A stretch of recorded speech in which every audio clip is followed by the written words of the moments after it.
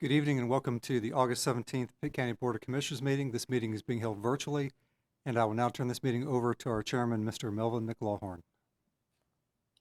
Thank you, Mr. Manager. I'd like to welcome you all to our evening session of the Pitt County Board of Commissioners. At this time, we're going to ask our clerk to call us to order and call the roll, please. Yes, sir. Chairman McLawhorn. Present. Vice Chairman Colson. Here. Commissioner Albright. Here. Commissioner Fitzpatrick. Here. Commissioner Floyd Huggins. Present. Commissioner Nunnally. Here. Commissioner Ward. Present. Commissioner White. Here. Commissioner Perkins Williams. Here. Everyone is present. Okay. Thank you very much. At this time, we'll have invocation and followed by our pledge by our manager. If you would bow your heads. Heavenly Father, we pray now for the healing of this land and for the safety and well-being of your people. We ask that you help us to make the decision that would be pleasing to you throughout this meeting. We pray this in thy holy name. Amen. Amen. We'll rise and face the flag, please. I Pledge allegiance to the flag of the United States of America and to the republic for which it stands, one nation, under God, indivisible, with liberty and justice for all.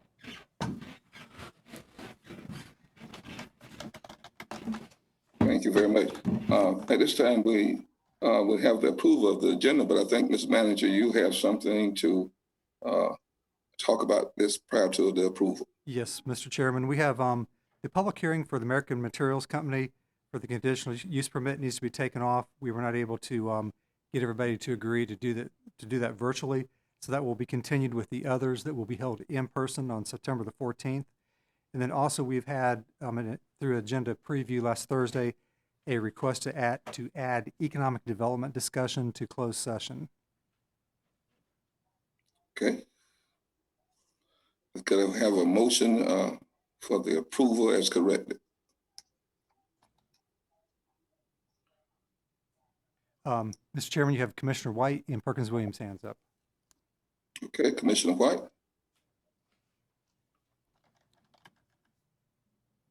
I would like to make a motion to remove item 3 under items for decision off of the agenda before we approve. It's been brought to my attention that that particular request did not go through the traditional channels, so I make a motion that we remove it for the time being to discuss later.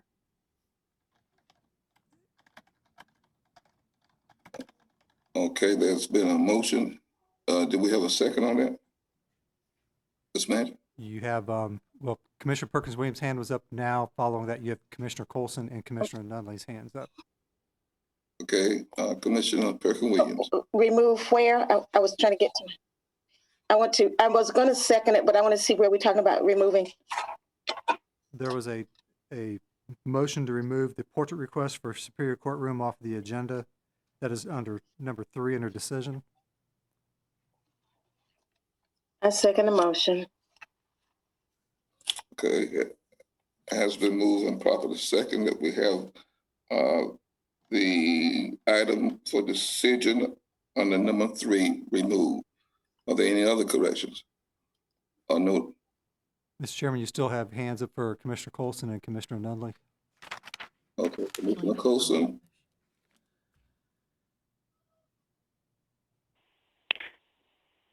I was going to second it. Okay. It has been seconded. Previously, Commissioner Nunley. Thank you, Mr. Chair. I just wanted to inquire from the manager and also Commissioner White, maybe shed some light on what, I guess, what would be the reason for postponing and what would have been the unordinary process for handling it at this session before we take a vote on it. Okay, And I may defer to Commissioner White on her motion, but I will say the county does not have an established process for reviewing portrait requests in the courthouse. So they've normally come in through the judges, whether resident Superior Court judge or district court judges. So I'm not sure that may be part of her rationale, but I don't want to speak for her. Okay. Commissioner White, Yes, thank you, Scott. Commissioner Nunley, it was brought to my attention today. There were some concerns because normally the senior resident superior judge is the one that makes the motions for the portraits in the courthouse. That is not what happened. So it didn't go through the proper channels. So I just kind of think it would just be in the best interest of everybody if we just move this item to a discussion at a later date. is there anyone here to present on this item, Scott? No, sir. All you have in your agenda package is a letter from the Hill Law Firm, and you have 6 local attorneys who have signed that letter of recommendation. We have another member of the local bar, Mike Fitzpatrick, on the commission. Mike, do you know anything about this?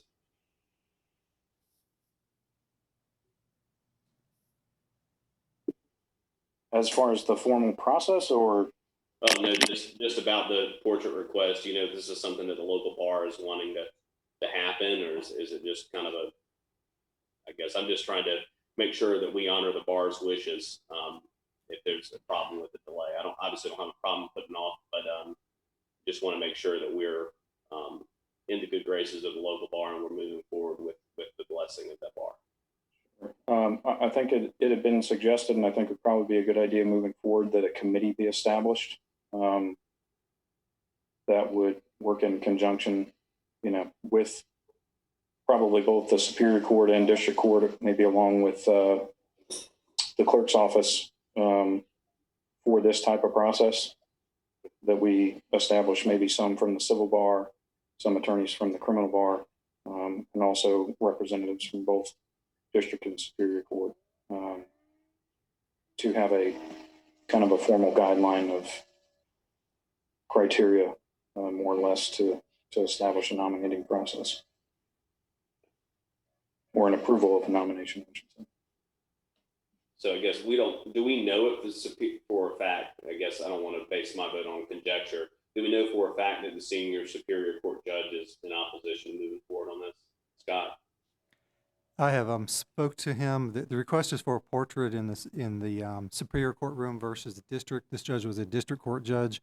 I do know that he was pretty implicit on the fact that if a portrait were to be approved, his preference would be in district court, not Superior Court, since he was not a Superior Court judge.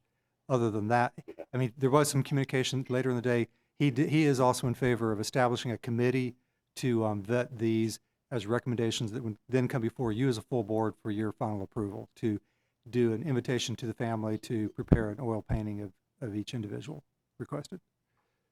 Is that your recommendation, Scott? Yes, sir. Okay. Thank you. Mr. Chairman, you have Commissioner Perkins Williams and Ward's hand up. Commissioner Ward? All I wanted to do was to call the question and let's vote to table it or put it off until we can have it clarified. That is the motion, isn't it? Yes, it is. Okay, thank you. Okay. All right, Madam Clerk. Mr. Chairman, you still have Commissioner Perkins Williams' hands up, and now Floyd Huggins is up. Okay, Commissioner Williams.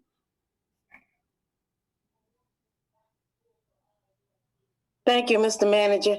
I have a question. Do we have a policy on this? No, ma'am. Is there a policy? Through the years, we have staff have written several policies I have in the file. Those have been either informally or formally, I can't recall, presented, but never acted on. So there is no violation from this request of a board policy? Yes or no? Not to my knowledge, no. Thank you. And hand up for Ann Floyd Huggins. Commissioner Huggins. So what I'm hearing is that the request came in as usual, but this time we're going to not honor that request and then ask for a committee to look at it.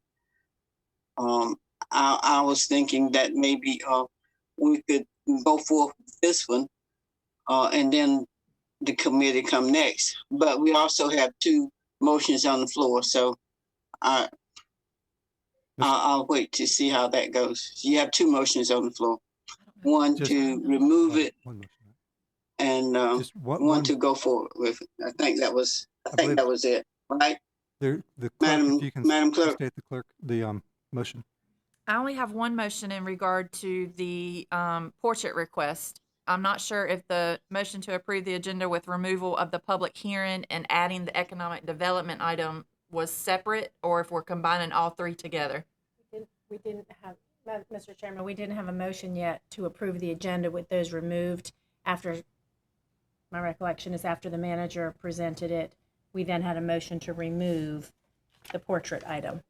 But that was all. It was Yeah. not a motion on the. But that was after it had been seconded to approve with the other items, I believe.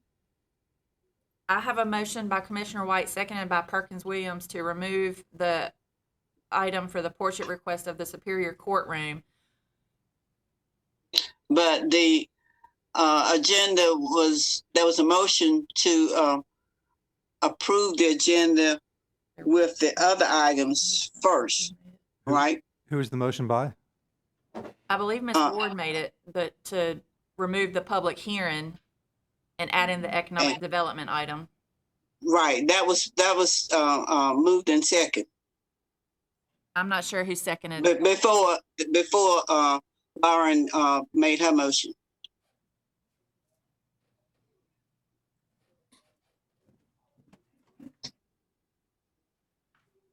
Mr. Chairman, we didn't hear that first motion and second. How would you like us to proceed? Or Madam Attorney, Parliamentarian? Yeah, I did not hear that first motion and second. If there was a motion and second on the floor, then the second one is improper. We need to address the first one. I didn't hear that, and I apologize if I missed it. That was what I thought it was improper because it had already been moved in second. I did not hear the first motion and second. If we could just confirm that there was, in fact, a first motion, who made it and who made that second, then you need to address that first before you did your second one. I'm trying to think. I'm sorry. I'm trying to think who it Commissioner was. Colson's hand up and Commissioner Ward his hand up. Okay, Commissioner Ward.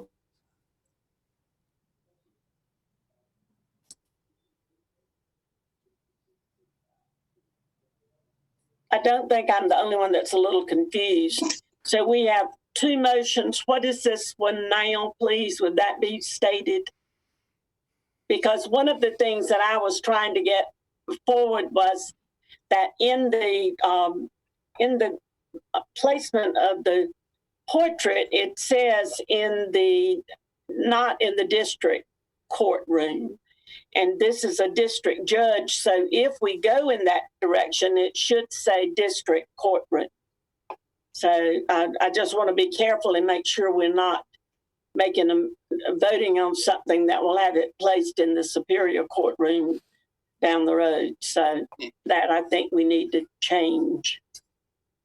Could you Am I answer? right, Madam Attorney? Yes, Mr. Chairman, I guess yes, but Ms. Ward, did you make a motion and was your motion seconded? I will make that motion if I need to. No, If we. did you make a Excuse me? motion earlier? We're asking. Did you make one already? I don't know about what. Did you make a motion to approve your Read agenda? it to me, Madam Clerk. Motion to approve the agenda with removal of the public hearing and adding an economic development item under closed session. Did anybody make that motion earlier? Yes. And who seconded that motion? That's what we need to confirm. Did anybody second that motion? We've got Colson, White, and, well, Colson White's hands up right now. Okay, Commissioner Colson. I just didn't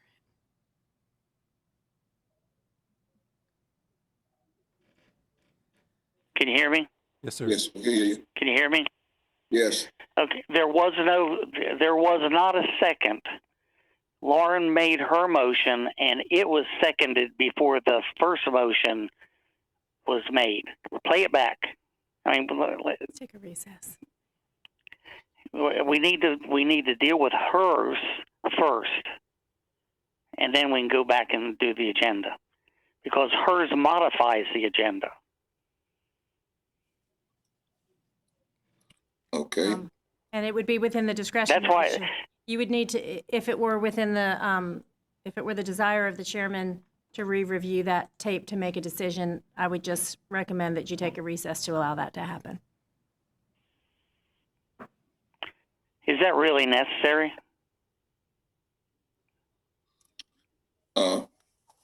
I mean, the whole confusion about this is, and even Kimberly did not hear the second. She had not picked up on it because there was no second. Yeah, Okay.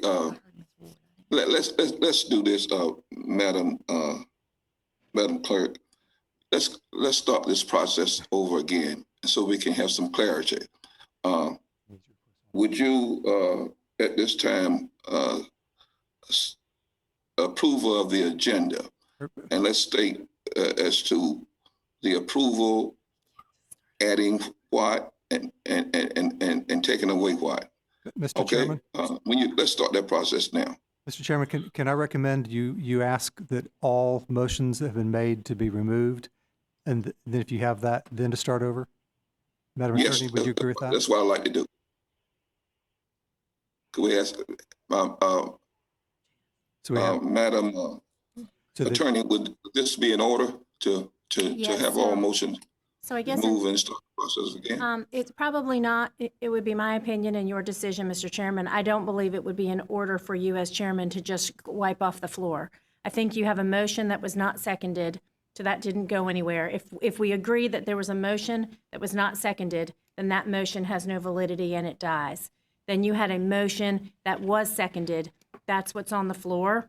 If you agree that that's what happened, then you need to complete discussion on that motion and finish it, unless the maker and seconder of that motion choose to withdraw it. But if they don't choose to withdraw it, it would be my opinion that you as chair wouldn't have the ability to just clear the floor.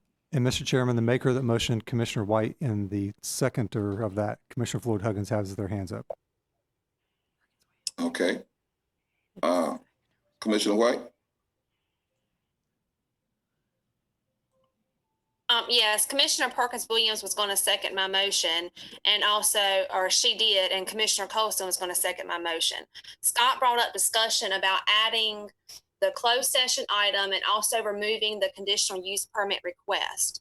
I then made a motion to remove item 3 under items for decision. If it's to the best of my recollection, Commissioner Ward called the question on the vote. I don't really remember her actually making a motion or anything on that.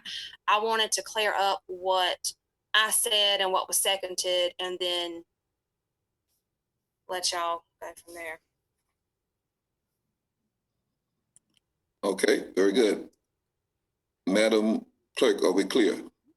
Madam Attorney, One more hand up, Commissioner Floyd Huggins. Commissioner Huggins?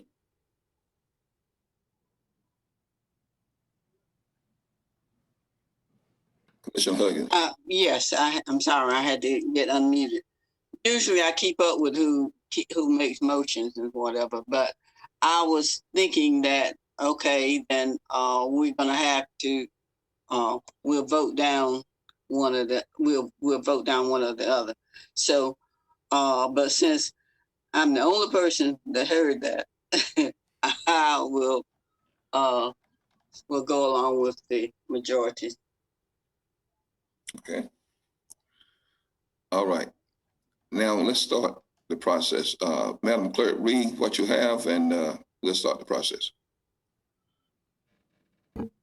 Motion to remove the portrait request of the Superior Courtroom. Chairman McLawhorn, Yes. Vice Chair Colson, Yes. Commissioner Albright, Yes. Yes. Commissioner Fitzpatrick, Yes. Commissioner Floyd Huggins, Yes.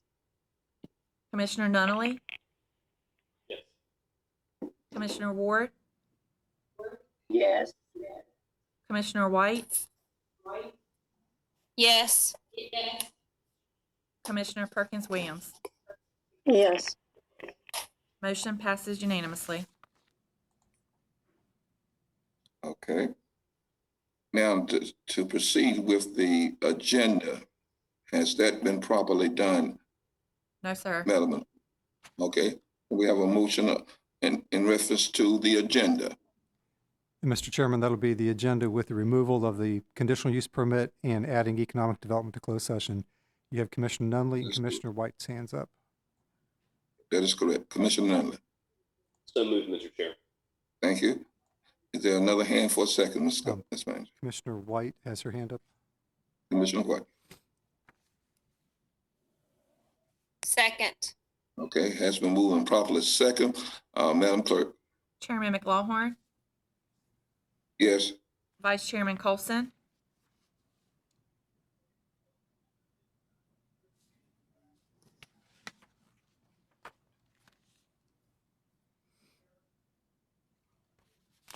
Yes, Commissioner this unmuting thing is being a problem. Commissioner Albright, Yes. Commissioner Fitzpatrick, Yes. Commissioner Floyd Huggins, Yes. Commissioner Nunley, Yes. Commissioner Ward, Yes. Commissioner White, Yes. Commissioner Perkins Williams. Yes. Motion passes unanimously. Thank you very much. At this time, we have public hearing. Ms. Manager. Mr. Chairman, actually, items for presentation, and the public hearing's okay. been taken off the agenda, but for Let's presentations, move I'd like to that. recognize 2 Eagle Scouts tonight, actually 2 Boy Scouts in Pitt County who've earned the rank of Eagle Scout. And because we are in a virtual meeting environment, we will just be reading their certificates and what projects they did. Normally, we would have them here with their parents and Scoutmaster and present this to them publicly. But we have two young men. The first one is David Amon Day is his name. And his certificate says, Certificate of Appreciation is awarded to David Amon Day for achieving the Eagle Scout Award. For his project, he constructed and installed numerous signs and labeled each sign at his church. And we say this is presented this 17th day of August, 2020. The second certificate is for Meade Evans. For his project, he designed and installed a prayer labyrinth at Oakmont Baptist Church. Again, this is signed by our board chairman, this 17th day of August, 2020. And that's all Thank we you have. very much. Let me take time to congratulate both of these young gentlemen for a job well done as an Eagle Scout myself. I know this took tremendous work, and we're very proud of you, and we certainly congratulate each of you. Mr. Chairman, if we Thank can approve Mhm. those 2 certificates. Motion to approve that, someone? Hand up by Commissioner Nunley and Commissioner Nunley? Commissioner Floyd Huggins and White. Approved. Commissioner Huggins. Motion to approve. Second. Moving properly second, Madam Clerk? Chairman McLaughlin, Yes. Vice Chair Colson,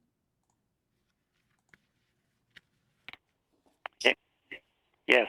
Commissioner Albright, Yes. Commissioner Fitzpatrick, Yes.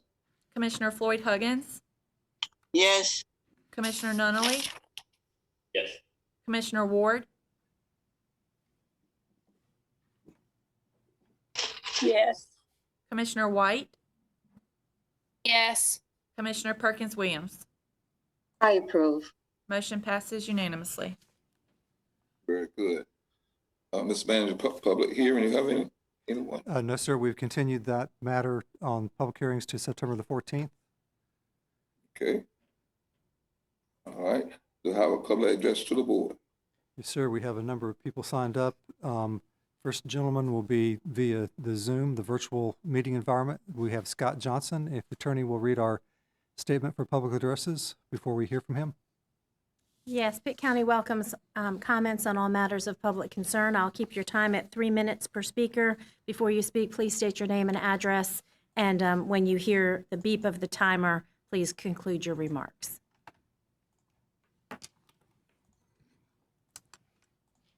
All right, can you all hear me? Yes. All right, my name is Scott Johnson, 8594 County Home Road, Ayden, North Carolina. Thank you for allowing me the opportunity to speak among you today. I come before you today as a representative of multiple vendors at the Leroy James Farmers Market, as well as our customers. These are my observations as a vendor and my expression of concerns regarding recent proposed policy changes.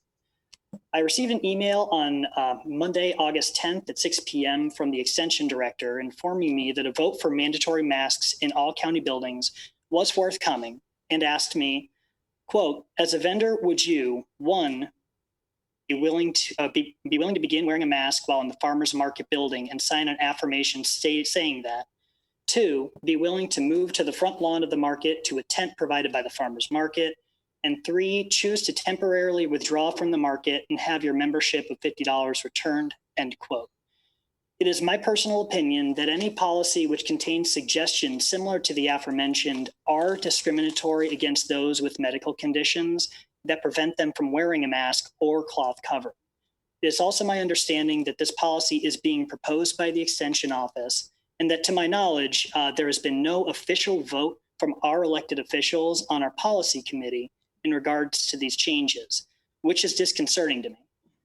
Furthermore, these directives would be issued in spite of the fact that some vendors who are unable to wear masks have been taking precautions to protect fellow vendors and customers by using plexiglass shields, to which Commissioner Huggins can attest from her visit to our market recently.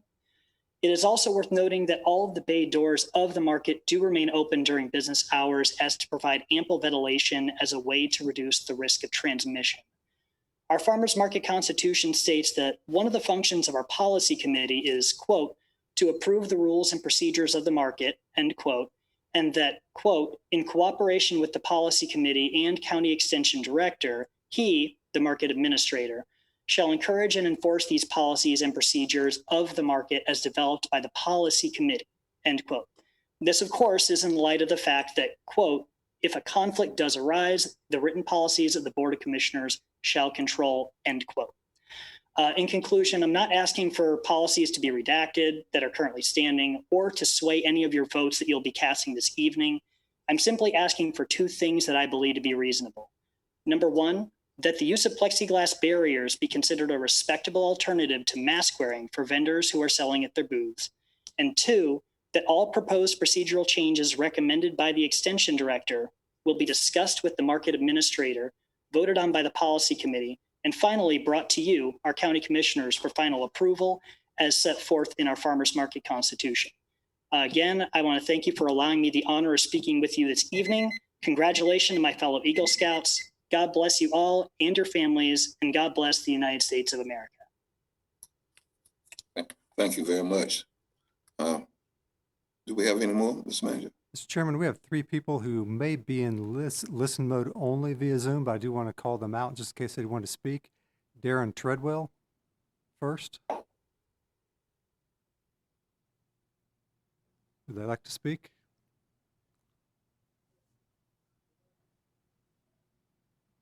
Paula Lofton.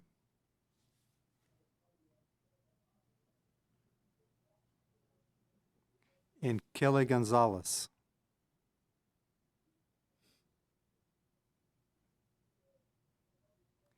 If not, we do have one last submittal that came in via email from a gentleman by the name of Taylor Keith. And Mr. Chairman, if you allow me, I will read it. Okay.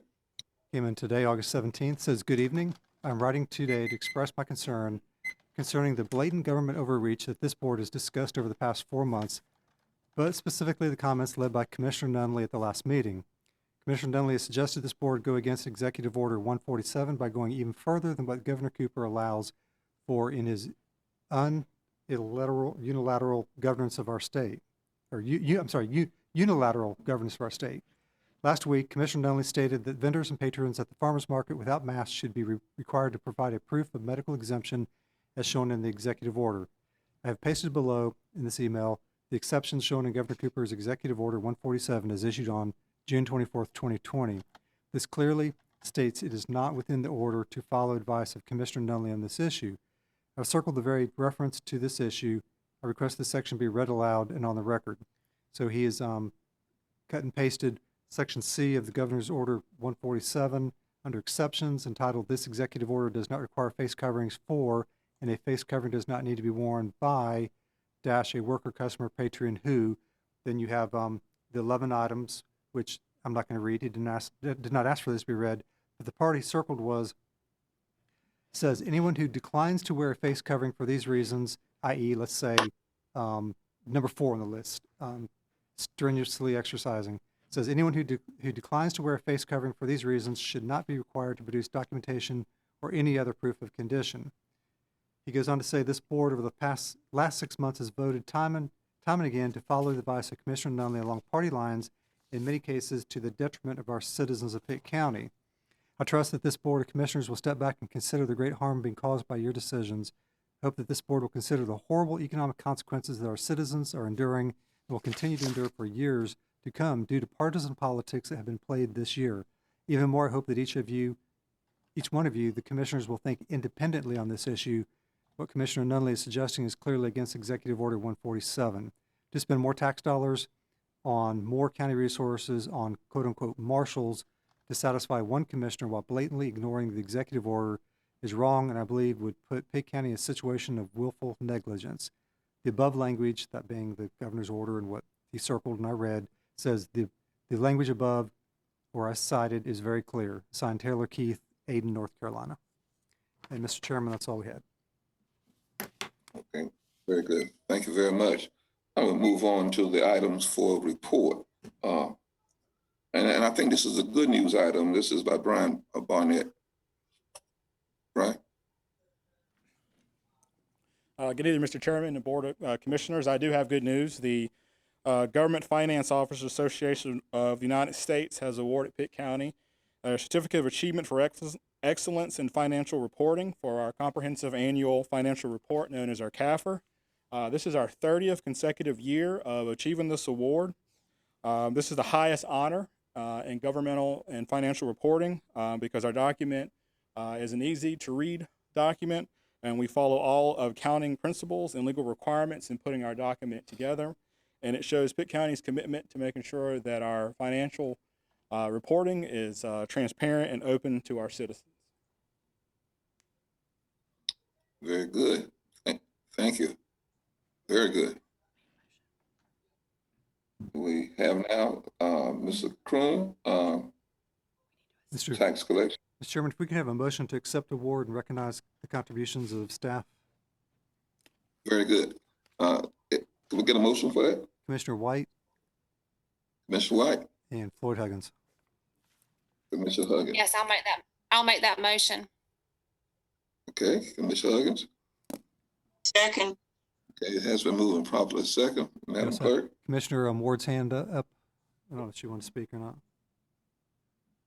Commissioner Ward. Yeah.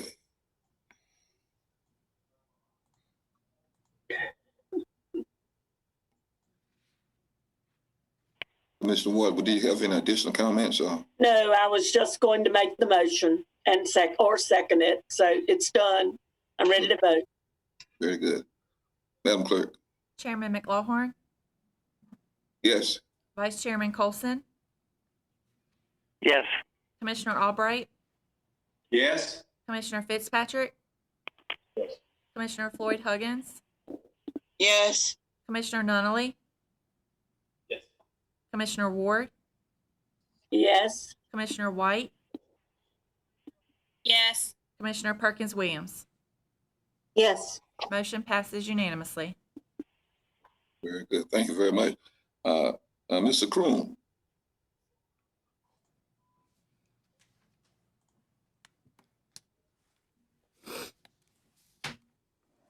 Good evening, Chairman Clawhorn, Commissioners, Manager Elliott. Tonight I bring you the July 2020 tax collection report. For the month of July, the combined collection rate for real and personal property is 5.71%. This same time period for last year, it was 7.39%. Just to let you know, Pitt County Tax Administration continues to pursue all outstanding taxes using the necessary remedies available through the North Carolina General Statutes. It is my recommendation that you approve the report as presented. Very good. Thank you. Have a motion? Commissioner White, Nunley, and Ward's hands up. Commissioner White, Motion to approve. Commissioner Nunley, Second. has been moved and properly second. Madam Clerk? Chairman McLaughlin, Yes. Vice Chairman Colson, Yes. Commissioner Albright, Yes. Commissioner Fitzpatrick, Yes. Commissioner Floyd Huggins, Yes. Commissioner Nunley, Yes. Commissioner Ward, Yes. Commissioner White, Yes. Commissioner Perkins Williams. Approve. Motion passes unanimously. Okay, very good. Mr. Barnett, you up again? Yes, Mr. Chairman. Board of Commissioners, you have in front of you the monthly financial report for our first month of the fiscal year for July 31st. This represents 8.33% of our fiscal year. On the general fund side, we have collected 2.5% of our anticipated revenues, and we have spent 7.8% of our expenses. Compared to last year, our expenses are slightly higher than our revenues due to a slow start to our ad valorem collection. At this point in time, I do not have enough data to tell you if that is COVID related or just due to the timing of the release of our tax bills that went out in mid-July. On the solid waste side, we have collected 5.6% of our anticipated revenues, and we have spent 4.77% of our expenses. If you have any questions, I'll be more than glad to answer. Okay. Are there any questions? Any hands, Ms. Manager? Yes, White, Ward, and Perkins Williams. Okay. Commissioner White?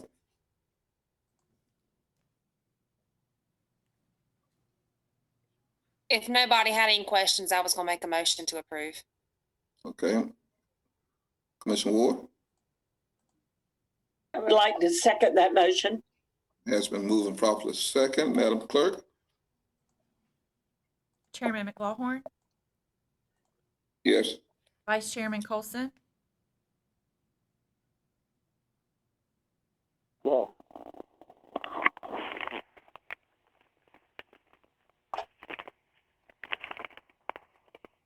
Vice Did you hear me? Chairman. Yes. Okay, Commissioner Albright, Yes. Commissioner Fitzpatrick, Yes. Commissioner Floyd Huggins, Yes. Commissioner Nunley, Yes. Commissioner Ward, Yes. Commissioner White, Yes. Commissioner Perkins Williams. I approve. Motion passes unanimously. Thank you very much. And now we have Dr. Rouse from Pitt Community College to come forth to us. Welcome, Dr. Rouse. Thank you, Chairman McLaughlin. It's always a pleasure to come before the commissioners and give you an update on Pitt Community College.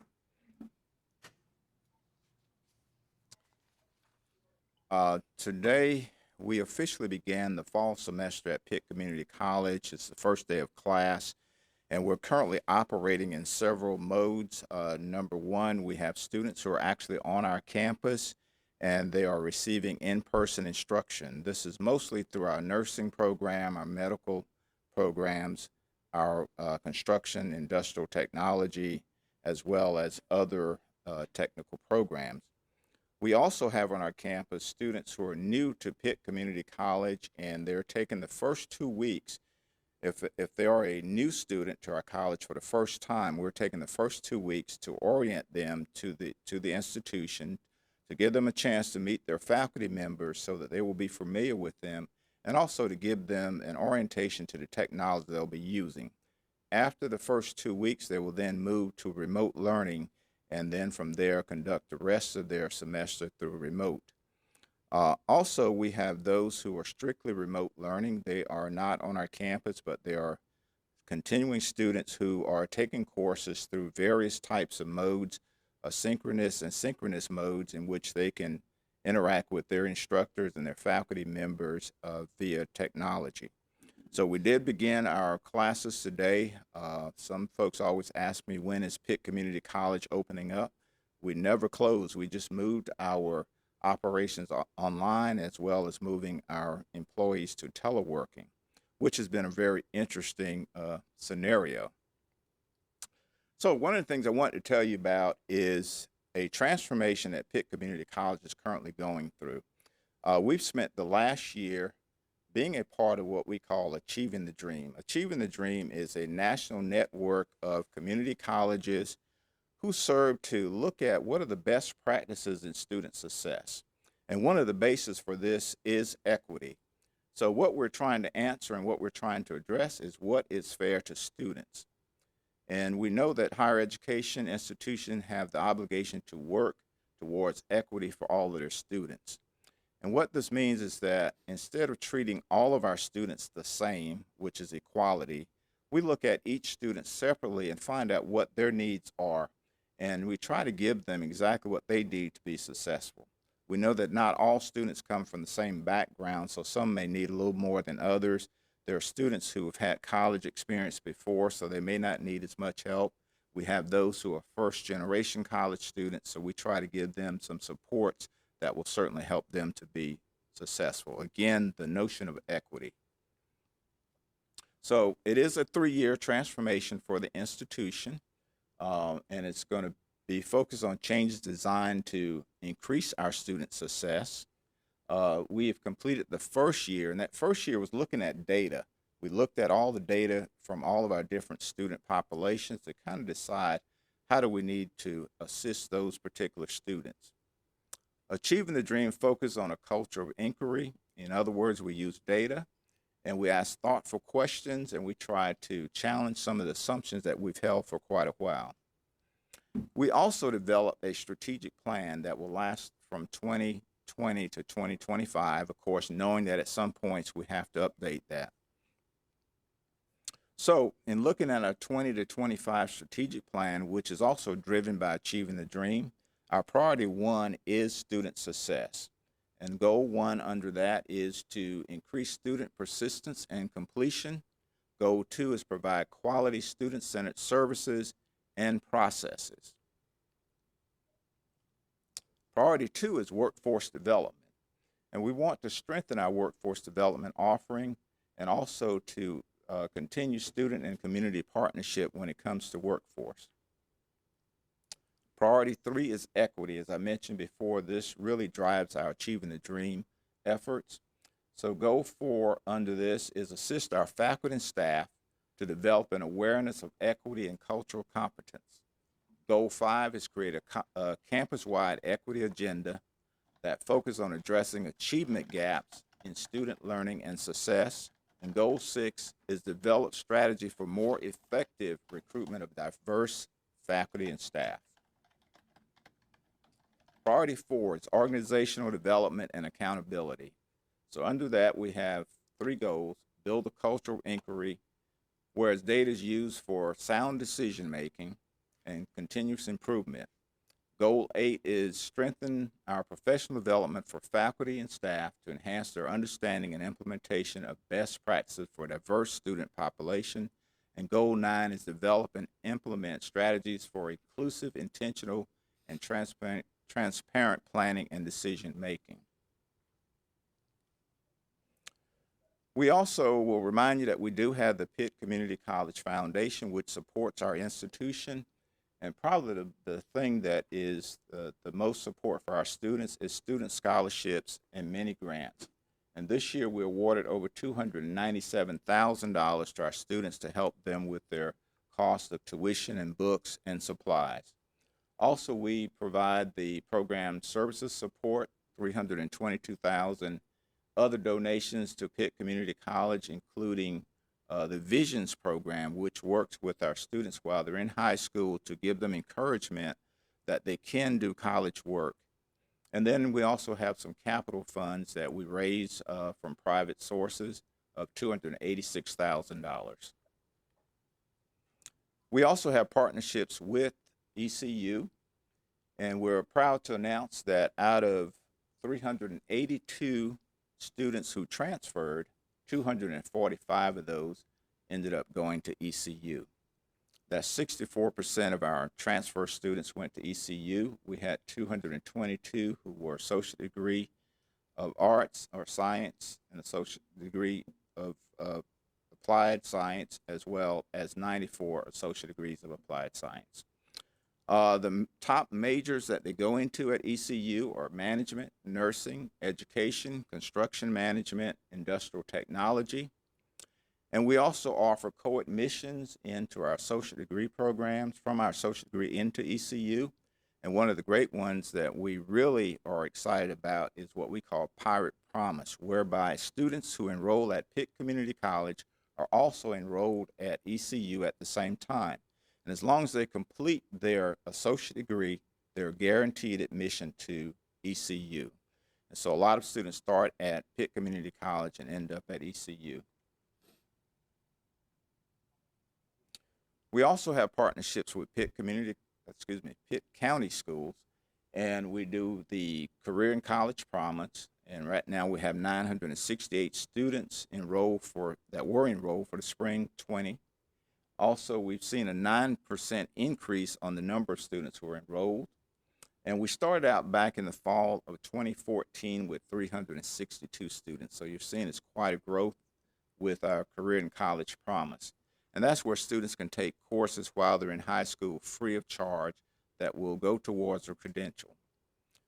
We also have our Career and Technical Education program with Pitt County Schools. Such courses as welding, electrical, general education classes at high schools. We actually go to the high schools and offer these courses. We have a new welding program that will begin this fall at D.H. Connolly, and we're very proud of that because welding is one of those areas where they can immediately go to work after high school. We also have on our campus the early college high school. We currently have 325 students enrolled there. They are an A-performing high school, and out of that, we had to graduate this past spring 58 students with diplomas or degrees, as well as their high school diplomas. We also have the Pitt Community College, Pitt County School Technical Academy, in which students are taking heating, ventilation, air conditioning. They're taking the computer integrated manufacturing, electrical, and industrial systems technology. 43 students are currently enrolled in that because of the needs for employees in these particular areas. And as I mentioned before, we have the Visions program. These are students who are at risk of not graduating from high school, but we've had 223 to participate, and 161 are now enrolled at Pitt Community College. Some of the new programs that we're looking at, first of all, is the dental assisting program. Currently, that program is offered at Martin Community College, and we are also partnering with them, and we'll be moving that program to Pitt Community College in the fall of 21. Right now, we're renovating space in the Fulford building where all of our other health sciences programs are, and we're looking at 12 students per year that will be entering into that program to become dental assistants. Also, we're working with a company that is called Walk West, and they will deliver online next generation professional development and leadership programming for our employers. They will provide current and relevant training in an increasingly virtual and diversity conscious workplace. We will target community, educational, and industry partners. And currently, we're working with them to develop courses in social media strategies, diversity, unconscious bias, remote management, teleworking fundamentals, and others.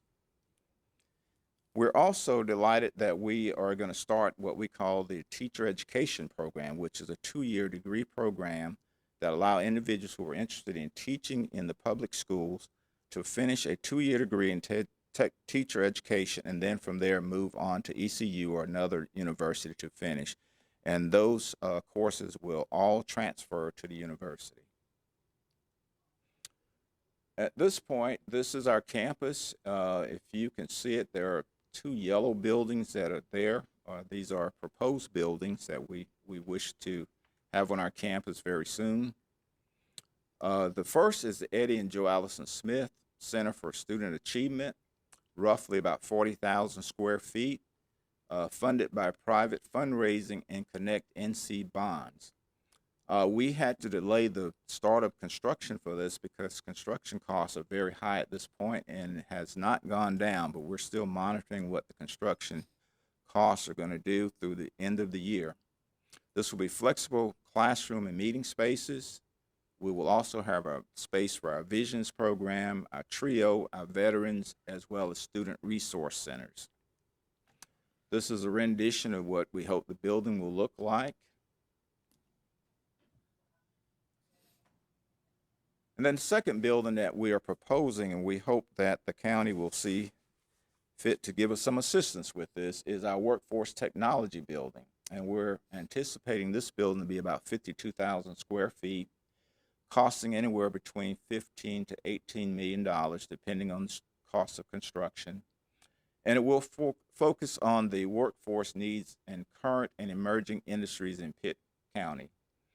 Such things as computer technology, cybersecurity, and I must let you know that our associate degree in cybersecurity recently was designated by the National Security Agency as a National Center of Academic Excellence in Cyber Defense Education. We're one of the few colleges that received that designation.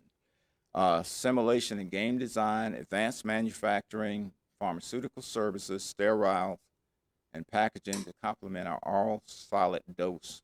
Our drone technology certifications, short-term training such as trade classes, welding, and flexible space for industry design training. So we're looking for those to be hosted in our Workforce Technology Building. We're looking at the workforce continuing to grow through 2024, 12%. We know that Pitt County has a workforce demand, and we're trying to meet that demand through our training that we deliver.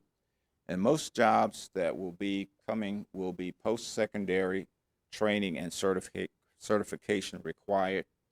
And we know that there are high-skilled occupational growth projections of about 20%, including cybersecurity and advanced manufacturing. So we do want to eliminate those skill gaps that may be in the workforce and meet the labor market demands in growth fields, combine our technical and soft skill training, offer both degree and short-term workforce training, align our education and industry demand, expand our industry partnerships, including apprenticeships and customized training, attract new industry to Pitt County, encourage expansion of existing industry by providing skilled workforce, and also to still have the technical high school collaboration bridging that entrance gap. So at this point, I'll entertain any questions that you might have. It's certainly a delight to always give an update on what we're doing at Pitt Community College. Dr. Rouse, I certainly thank you for that fine report, and thank you for your leadership throughout this county. Ms. Manager, do you have any hands up? Yes, sir. Any other comments? Commissioners Albright and Perkins Williams. Commissioner Albright. Yeah, thank you, Dr. Rouse. You always make us proud. Pitt community always makes us proud. I especially enjoyed the report on the Visions program. That's terrific work, and I'm glad to see all of what you're talking about and your future plans too. I wonder if you could just address for a few moments how COVID has affected your campus and your method of instruction, and what's going on campus. Yeah, I first of all want to give congratulations to my staff and my faculty because they did an excellent job back in the spring. We ended up getting an order that we needed to close the college or to switch to off-campus instruction. Our faculty and staff did so immediately. And I think it's because they received training earlier on online education and how to deliver instruction that way. So they were already trained on how to do that. Our staff did the same. We ended up putting in a telework policy so they could work from home. But no matter what, it's not like meeting on campus in person.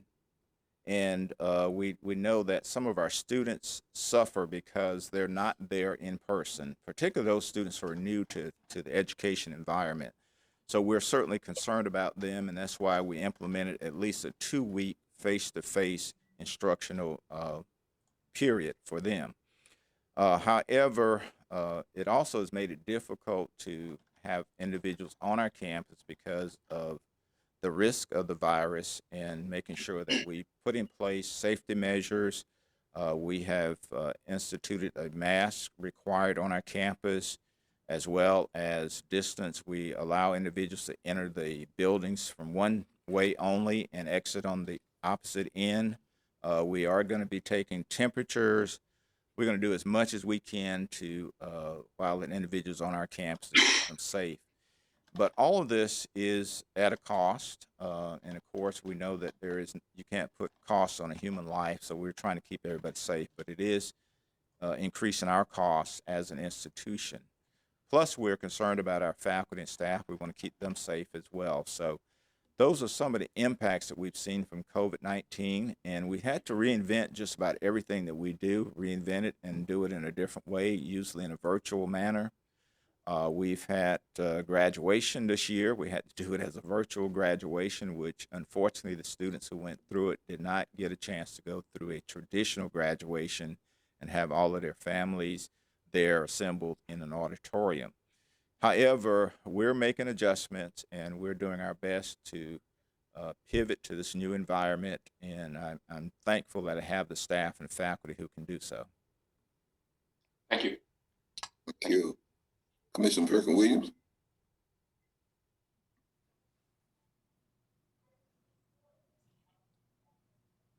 Thank you, Mr. Chairman.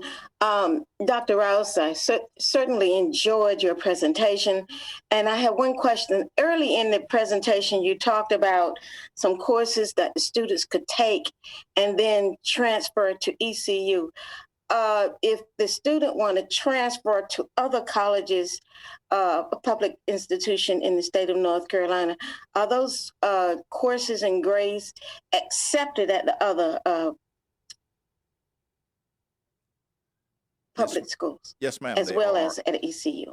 Yes, ma'am. Actually, that's what I want. A few years ago, we had an articulation agreement with all 16 public institutions. I mentioned ECU because they're right here in Greenville. But we work with several different universities, including HBCUs, to ensure that our students can transfer to them. And we also bring those universities on our campus so they can have access to our students to tell them about what they offer, programs. We've signed agreements with Elizabeth City State University, Fayetteville State University, others that would like to have our students come to their campus as well. So, but the greatest majority of our students who transfer are going to ECU, but they're going to other campuses as well. Thank you. I was curious about that because I had learned it when the program first started, that it would be any public institution in the state of North Carolina. And I just wanted to hear that to make sure that it was processed. Thank you very much. Yes, ma'am. And have a good year. We've also had private institutions to come to us and ask that their students, to give information on them and the transfer, to give them an opportunity for them to transfer. Oh, that's nice to know. Thank you very much. Right, that was you. Very nice added note. That sounds good. Mr. Chairman, that's all we have in terms of hands up. Okay, very good. Dr. Rouse, again, on behalf of the board, thank you very much and continue your great work, your leadership. Thank you. And we thank you for your support at Pitt Community College. Thank you. Yes, sir. Thank you. We now have Dr. Silvernail. Yes, Mr. Chairman, we have actually the Assistant Health Director, Amy Haddam, is here tonight in place of Dr. Silvernail to provide the report. Okay. Very good. Welcome. Assistant, or maybe it's Deputy Health Director. I'm not sure. Amy, Amy, is your title deputy or assistant? It's Deputy. Deputy. It's Thank deputy, you. yes. Well, good evening. I am reporting on behalf of Dr. Silvernail. He does send his regrets, but most of you know that he did have some surgery last Monday. He's been out a week. He did return today, but probably didn't need to work but so many hours today, so he asked me to come in his place. So I am going to talk to you about COVID tonight, and I'm going to start out with the cumulative data in Pitt County and in North Carolina. So where are we as of today? And it is hard to believe that it's actually been 21 weeks and 4 days, which is almost 11 incubation periods since the first case of COVID-19 was identified in Pitt County.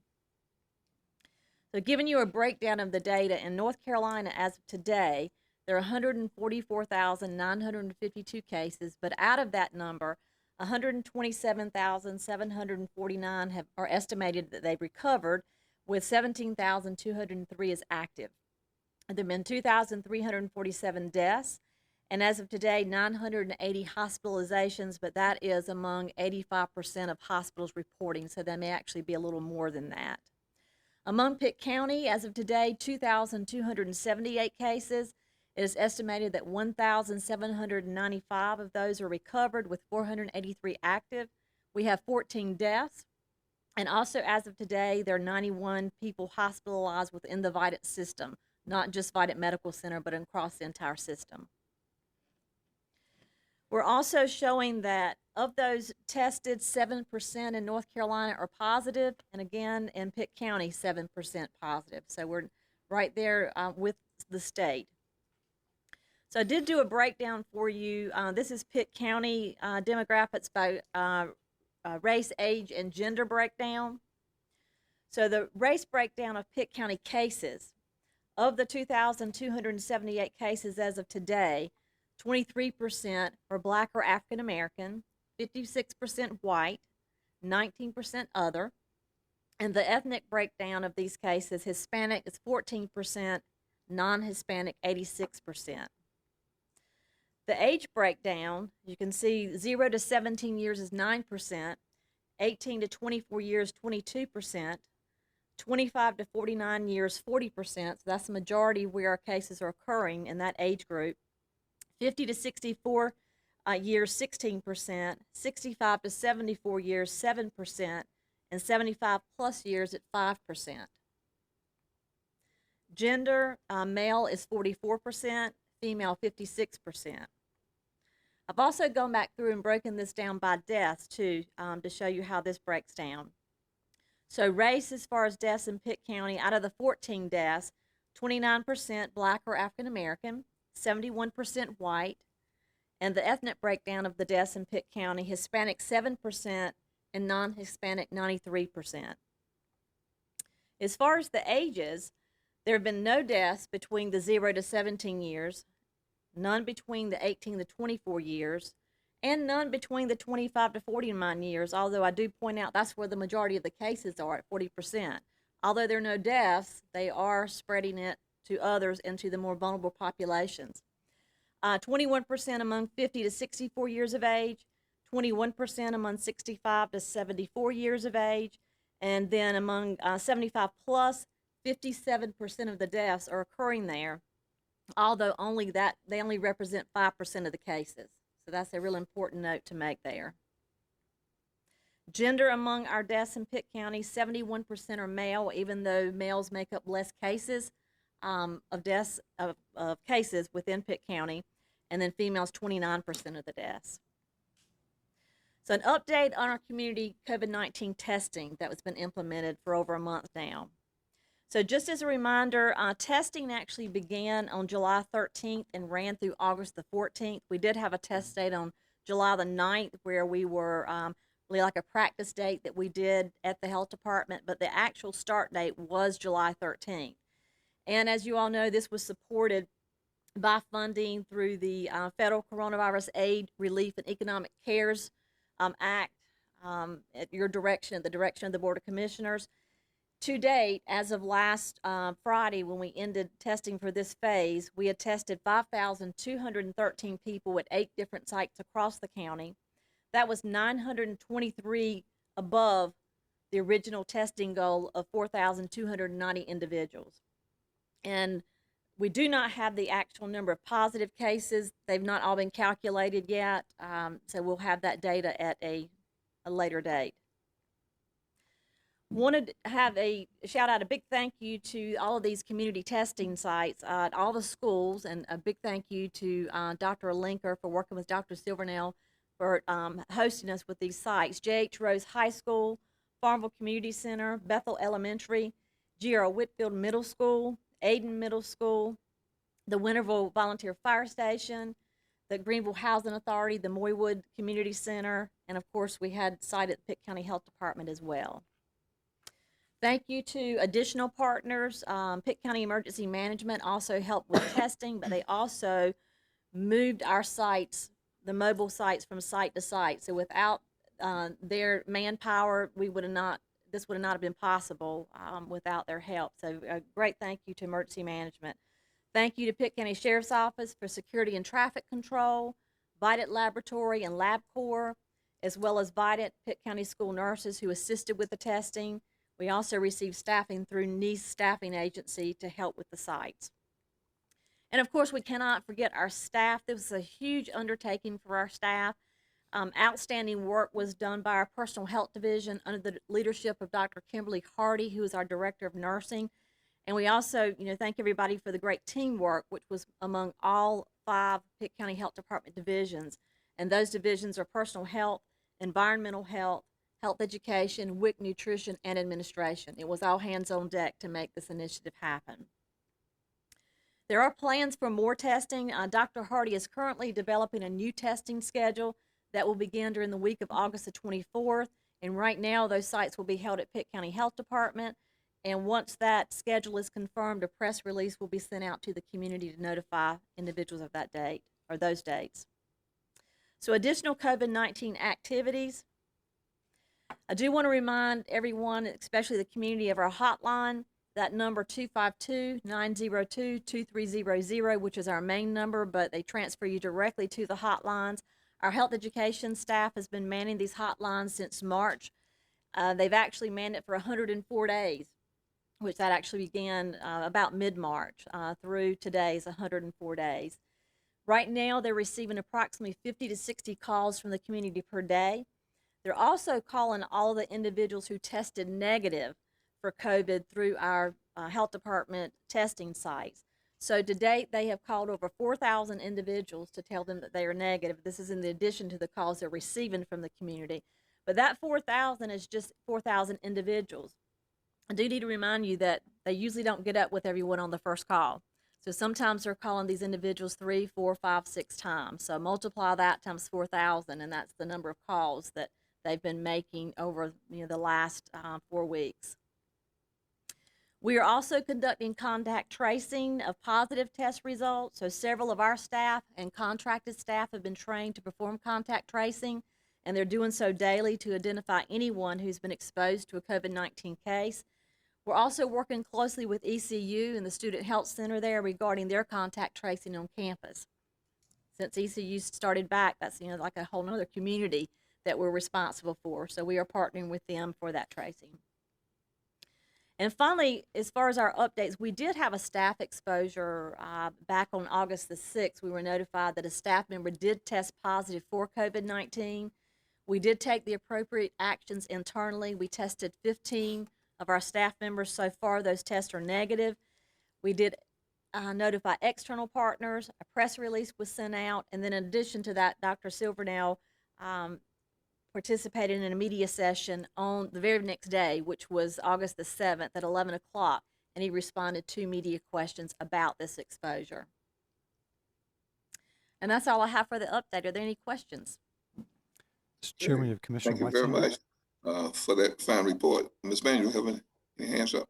Commissioner White, Albright, Perkins Williams, and Nunley. Okay, Commissioner White. Yes, thank you, Chairman McGlawhorn. Amy, I had a question for, I was going to ask Dr. Silvernail, but since you're filling in for him, I will share these concerns with you.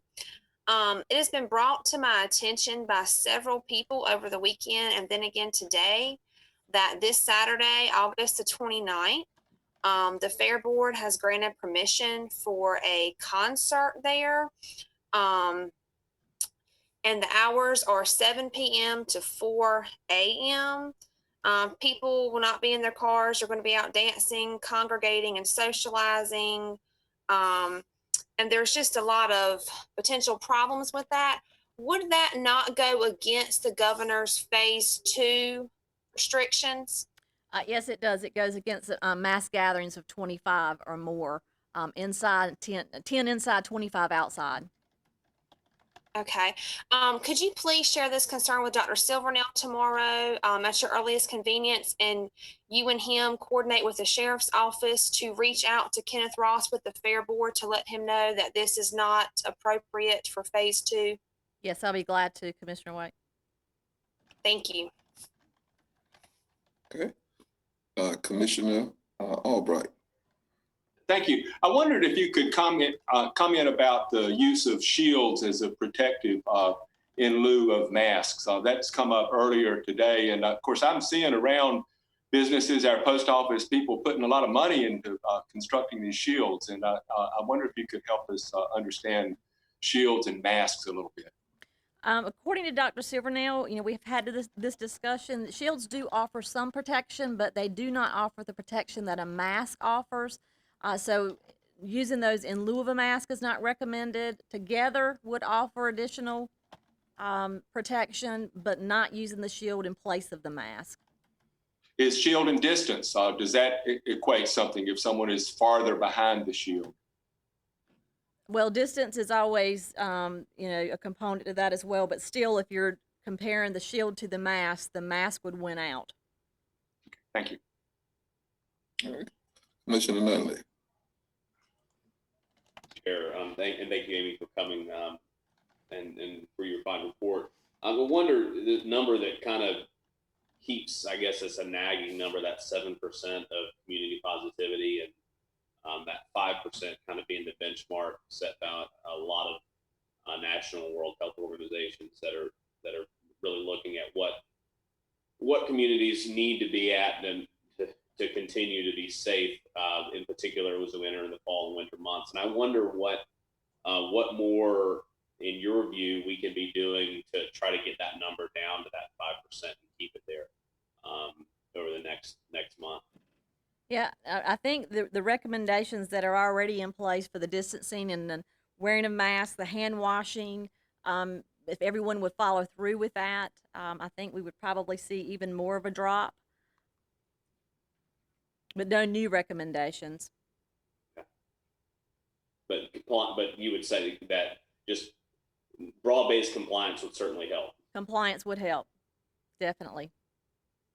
Thank you. We are continuing to get calls through our hotline from community members, some employees through local businesses complaining about non-compliance with mask wearing.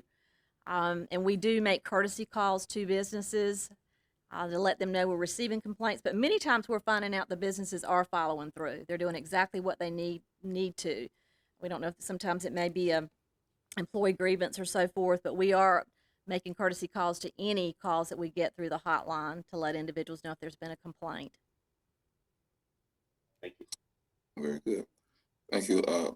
Mr. Manager, was there another hand up? Yes, Commissioner Perkins Williams. Commissioner Perkins Williams. Thank you, Mr. Chairman. My question is, as it relates to those temporary, the ones that go from community to community, it's going to continue. Did I understand that correctly, that it may continue starting August the 24th? You mean the testing sites? Because I heard it was going to end today. Right. Well, phase one of the testing did end for us moving around from different sites. And a lot of that, we do have to regroup to see what funding is in place. And we also have to look for locations if we go beyond the health department, because we were using the schools. And now that schools are back in session, that is not an option for us. So there's several factors we would have to look at to see if we would move beyond the health department. I've had a question as it relates to the Hispanic community. A lot of them wanted testing. A couple of Hispanic people has informed me that they wanted testing, but this is a harvest season for the farmers, and there are large farmers that may like to have their workers tested. So if that's going to be the case, they're willing to, and I will, try to assist with finding a place because they are asking for it. That's another thing. So as soon as you know, I'd like to know that. Okay. And I think it's good to say that I did attend from beginning to end one of those temporary testing sites last weekend at Triumph Missionary Baptist Church. And I want to say that I am so grateful for what the county has done, and especially emergency management with the sign out, and Vidant. Their staff was tremendous. And there was 168 tested, and they had to send back. So we wanted to use a shifting process with the Hispanics so that you won't have a crowd. Because I understand there are 300 at certain farmers. So that's very important to the District 2 area. So I just wanted to mention that as well. Thank you so much for all you do, and I do hope this continues. Thank you. And you might have said this, Commissioner Perkins Williams, but the Triumph location was staffed and funded through Vidant instead of the county testing site. So I did want to give a shout out to them. Yes, I don't know, but Vidant was the testing. They were the testing organization, right? And their staff and their I guess students. But it was great. Triumph was the site of it, and people came, and I think WNCT also showed up impromptu. But we were there, and we were happy that it was out on the edge of Washington. Good. Oh, the county, Pitt County. Okay. Thank you very much. Ms. Manager, is there any other hands? No, sir, that's all you have up. Okay. Again, thank you very much for your presentation. You're welcome. All right. Thank you. We now have James Rose, if he would come forth.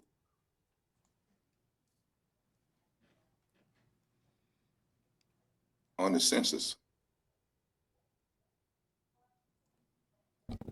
Hey, good afternoon, Mr. Chairman, members of the board. I wanted to give you one last push and a quick update about Census 2020.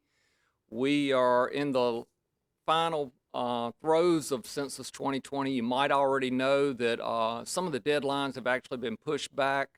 They're going to be helpful for us here in Pitt County, actually, because we're still trying to track down the ECU students and others that are typically very hard to count to begin with, and certainly through the spring and the summer of this year they were, but most of which have returned back, so we have another opportunity to count them now. But I wanted to give you a little bit of background again on your complete count committee, and thank you for establishing that well over a year ago. We've got a lot of active community members that are on this group, and they're scattered all throughout the county geographically. We also have some other partners. We've partnered closely with some individuals at the state level. Certainly our state demographer has been a great asset to us, giving us some feedback, as well as folks with the governor's office, and specifically folks that work on the state complete count committee, and the Latino group there that we copied some of their better activities that also have helped us, we think, get a better count here in Pitt County. So what is our current count? We are we're ranked number 49 out of the 100 counties throughout the state, but we're also well below right now with the self-response rates. We're at 57%, the state's about 59.5%. And our goal is 82%. So we've got a major push ahead of us. And the thing is, we now have enumerators out in the field as of August the 11th. So that's really going to push these numbers up, hopefully within the next few weeks. So around the community, and there's some reasons why some of the communities here, the municipalities, are a bit lower than others. I know Commissioner Albright and I have talked about Fountain, just as an example. Most of the folks in Fountain get their mail through the post office. They have a P.O. box. Those mailed notices from the Census Bureau did not go to individuals that have P.O. boxes. So it stands to reason when the enumerators go out, these communities such as Bethel, Fountain, Falkland, those smaller communities, that those members there that live in the community, those residents, typically would get their mail at the post office. They'll be seeing people show up on their doorsteps if they have not filled out their forms otherwise online. So geographically, again, this is broken up into different census tracts. Commissioner Perkins Williams, north of the river, is pretty much struggling. That's not a surprise either. So one of the other hard to reach areas are the rural areas of our community, and north of the river is just that. So the enumerators will really be focusing in on that area. The real dark area here, not surprisingly again, is right around the university area, especially the off-campus housing for the ECU students. So that's another area that will be focused in on by the enumerators. Just to give you an idea of one area in particular that's very high on the response rates, that is the area around Winterville. Well over 70% have already responded, and you can see kind of the darker bluer areas here kind of south of Greenville. So some of our promotions, we had to change our activities tremendously because of COVID. We have been fairly successful in getting the word out through some of the meal distribution sites, the food pantries, and through some digital signs, whether they be on the greenways or at Pitt Community College. And thanks for Pitt Community College and allowing us to do just that. Farmers markets, umbrella markets, just about anywhere we can put some printed materials up or hand out certain things, that's helping us get the word out to the community at large. So some of those key dates right now, folks are in the field here in Pitt County. The enumerators are out there. Remember, they're going to have a U.S. Census badge. Make sure you ask for that if they're coming on your doorstep. They also will not ask to enter your home. So again, you can deal with the enumeration process right there on your doorstep without letting folks inside. Remember, this will run through the end of September, so we only have about a month and a half left with this field operation. Other dates that didn't change is actually the delivery of the census data to the president. That is the last day of the year. And next year we'll start our redistricting process. It's hard to believe we're back at that phase again. That information will be given back to the communities here locally in the spring, and we'll begin redistricting efforts after that point in time. So with that, if anybody has any questions about how to respond to the census, it's very easy online on your mobile phone. Very simple, less than 10 minutes to get that information done. If you have questions, though, you're welcome to contact our office, and we can also put you in touch with census representatives. So with that, Mr. Chairman, that's all we have for tonight. Well, I want to thank you, James, for your fine leadership for the county and doing that, and continue your good work as always. Thank you, Mr. Chair. Ms. Manning, do we have any hands? Yes, Commissioner Floyd Huggins. Commissioner Huggins. Yes, thank you, Mr. Manager. James, have you put anything in the utility bills about the census? Different communities have, yes, in fact, they have. And what we've done, we've worked with the Greenville Utilities Commission Public Information Officer, and they put them in newsletters as well as in some of the bills. You may also remember, if you received your tax notice, we also had a little flyer included in there. So we've had some mass mailings around the community, but yes, they've also been included, not throughout the entire community, but some of the major municipal electrical facilities have included that in their billing process. And did you include the utilities that's not Greenville utilities? Like I said, some of the smaller municipalities did. I believe the town of Ayden has, town of Winterville. To my knowledge, those are the other ones, only ones that I'm aware of. Okay. Thank you. Thank you. Any other questions, Mr. Manager? Any other hands? Commissioner Perkins Williams. Mr. Perkins Williams? Mr. Rose, I thank you for your kindness and your assistance. But Dominion, I think in some parts of the Catolis area, and I thought Bethel or Stokes had some Dominion. So that might be two other companies that has utilities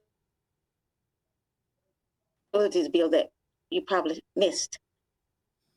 I think I'm not quite positive about the Bethel because they did change from Dominion to Greenville.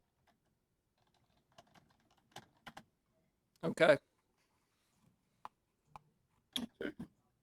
Thank you, Mr. Chair. Thank you. Thank you very much. At this time, Scott, I think we are to you for the manager report. Yes, sir. I'll try to make this quick as possible. Next meeting dates, item A, September 14th, only one meeting in the month of September, a regular meeting. That'll be at 9 a.m. Again, that is a virtual meeting over the internet using Zoom. And your next regular meeting will be October 5th at 9 a.m. As far as we know, we will still be in the virtual environment.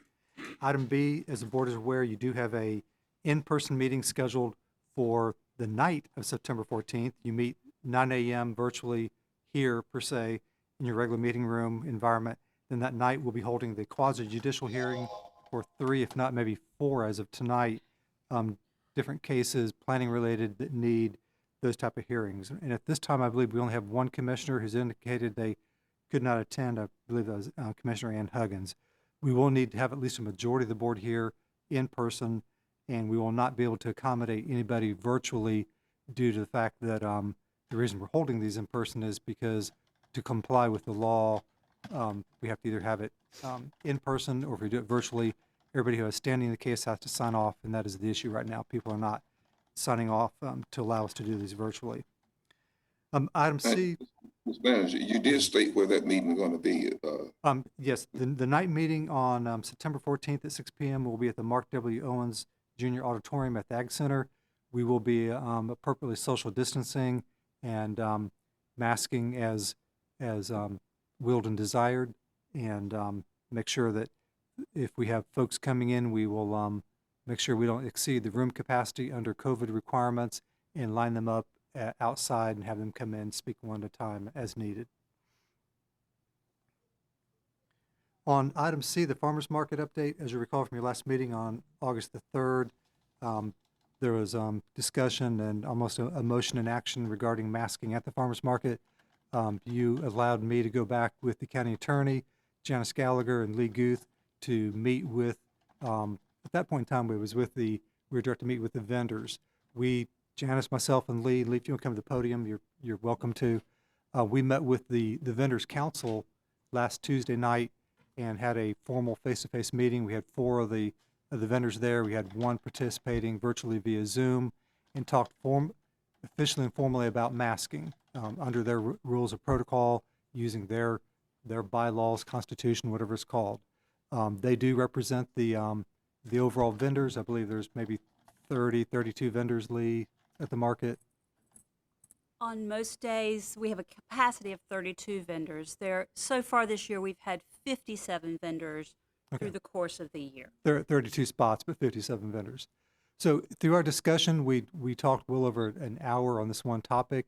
At the end of the topic, what was agreed upon by the council was that since they represent the council, they did not want us to necessarily Zoom or meet with all the vendors like we did in the past, that they would communicate what they were going to try as a trial basis this past Saturday at the market, and that was to have, they determined that the far majority of the vendors were complying with the masking and wearing masks.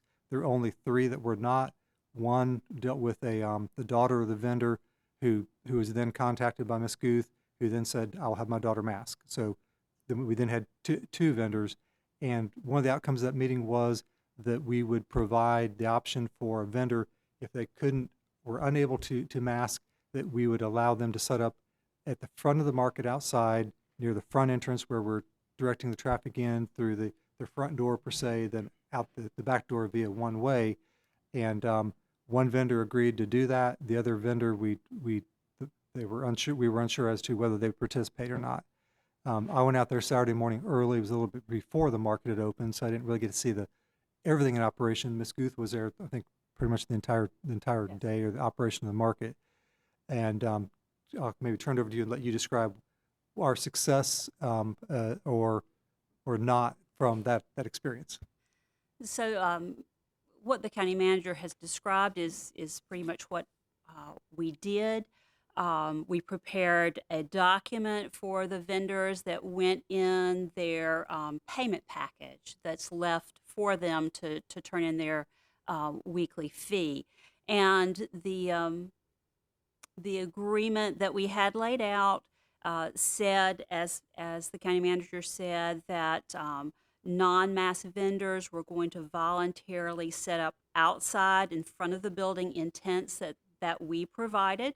All the vendors inside would be masked. Any new vendors joining the market would be required to be masked. And customers who were not wearing face coverings would be offered masks or volunteer to shop for them, and that we could not question a customer as to why they could not wear a face covering. And that vendors and customers were going to maintain the 6-foot social distancing at all times possible and comply with other measures already implemented, such as a designated entrance and exit, limited capacity, signage, directional and spacing markers on the floor. So I did arrive about 7:45 on Saturday. The two vendors that were unmasked, neither of them came. One came and dropped off an item but said he was not going to stay because it was raining, and the other vendor did not come. So we had 30 vendors on Saturday, and from those 30, I received 21 signed affirmations. And what the affirmation said is, we ask you to sign below to affirm that you have received and read this notice and return it to Lee or the market manager on Saturday. So that's a 70% return rate. And to be clear, that affirmation statement was approved by the council to be given to the vendors. And this was to be a voluntary effort to a trial Saturday to see how it worked. And I guess in some respects, I guess you could deem it a success because all the vendors who were inside the building were masked and did comply. Now, those who chose not to come, they chose not to come. They chose not to come that day. I don't know if the county attorney wanted to add anything we may have missed, any points? No, I think you've both covered it well. Thanks. So we just wanted to provide that to you. And I think one thing that was important to the council was for them to come up with a solution to bring before you to show that they had, A, came up with a solution, B, they had tried it, and that they really wanted to avoid, I guess, if they could, a edict or mandate coming down from the commissioners on them on how the market should operate. So it was important to them to come up with a solution and implement it and see if it worked, and then to be able to report this back to you as a full board. Yes, and the day prior to the advisory meeting, I contacted the 3 vendors that I knew of, as the county manager talked about, and was able to reach 2 of them by phone and talk about some potential solutions. And the other one I was not able to reach by phone, so I emailed that to them. I think actually you had one of them on the Zoom tonight. Scott Johnson was one of those that was going, we thought might be outside, just I mean for full disclosure, who might be outside set up, but chose not to come Saturday. Correct. And I guess I will just add, at that meeting with the advisory council, we asked them to help to develop solutions. There wasn't a solution imposed upon them. There was a lot of good discussion about different alternatives. And when the advisory council came up with the solution, they asked Lee to put it into writing and for them to review it before it was delivered to all vendors. And so that's exactly the process that was followed. We also did not impose, as cooperative extension director or as representatives of the county, any particular plan upon the farmers market. And so we said, if you wanted to create your own solution and implement that, we would report it back to the Board of Commissioners Monday evening. But that if that was not a plan that you wanted to do, no one was forced to come, not come, mask or unmask. They were allowed to choose their own will, knowing that we would report back what was done and that ultimately the Board of Commissioners has the authority over that county building. I wanted to thank Lee for her leadership in this, and I think some have maybe thought maybe corporate extension has been heavy-handed in this. I do not believe so. I've asked her, and we've looked at policies going across the state. One of the strengths that Lee brought to the job was her farmers market experience. And on the state level, you serve on the, what is it called? I have served as the co-chair for the North Carolina Cooperative Extension statewide local food program team for 3 years. Yes. Which would have input into farmers markets? Farmers markets and local food systems, yes. So this is not a new venture for you? No, it is not. And all the things that we have tried are things that farmers markets are trying across the state and across the nation and struggling with. Great. Mr. Chairman, we have Commissioner Albright's hand up. Okay, Commissioner Albright. Yeah, just briefly, I wanted to thank staff and Lee and all the folks at the farmers market for developing this on your own. And I apologize at the end of last meeting, Lee, to y'all for having been sort of impetuous in making that motion. I'm glad it didn't pass, and I'm glad y'all have resolved the issue. Thank you. Thank you, Commissioner. Are there any other hands? No other Yes, hands? Mr. Chairman, I believe that's, unless Lee, do you have anything else to add? I do not. Okay. Well, Believe that's let me also thank you for your kind and fine leadership. You did a great job. Mr. Chairman, item D on the my report, 9/11 remembrance. Last year, right after 9/11, I received some correspondence from a gentleman in the county who knew somebody who passed away in the 9/11, I guess, of 2001 terrorist attack on the World Trade Center, and he expressed his disappointment that Pitt County did not recognize that anniversary of 9/11. I guess that would have been the 18th anniversary, and I had suggested to him maybe this year I could talk to the board and he could get involved in helping us plan some type of a remembrance. But I will say, in lieu of COVID-19 and trying to avoid mass gatherings of people, that this may be something we want to look at for 2021 on the 20th anniversary of the 9/11 event, unless there's any other thoughts from the board. I think that's a good recommendation to go on 20 years, and maybe the staff can put forth some type of plan of action on that. Okay. Item E, quickly moving on, the National Civic League, as the board is aware, Pitt County is one of 20 municipal governments competing nationwide for what is known as the All-America City, and this year it's a county. There's actually 19 different municipalities, and Pitt County is the only county government in the nation competing for the All-America Competition Award.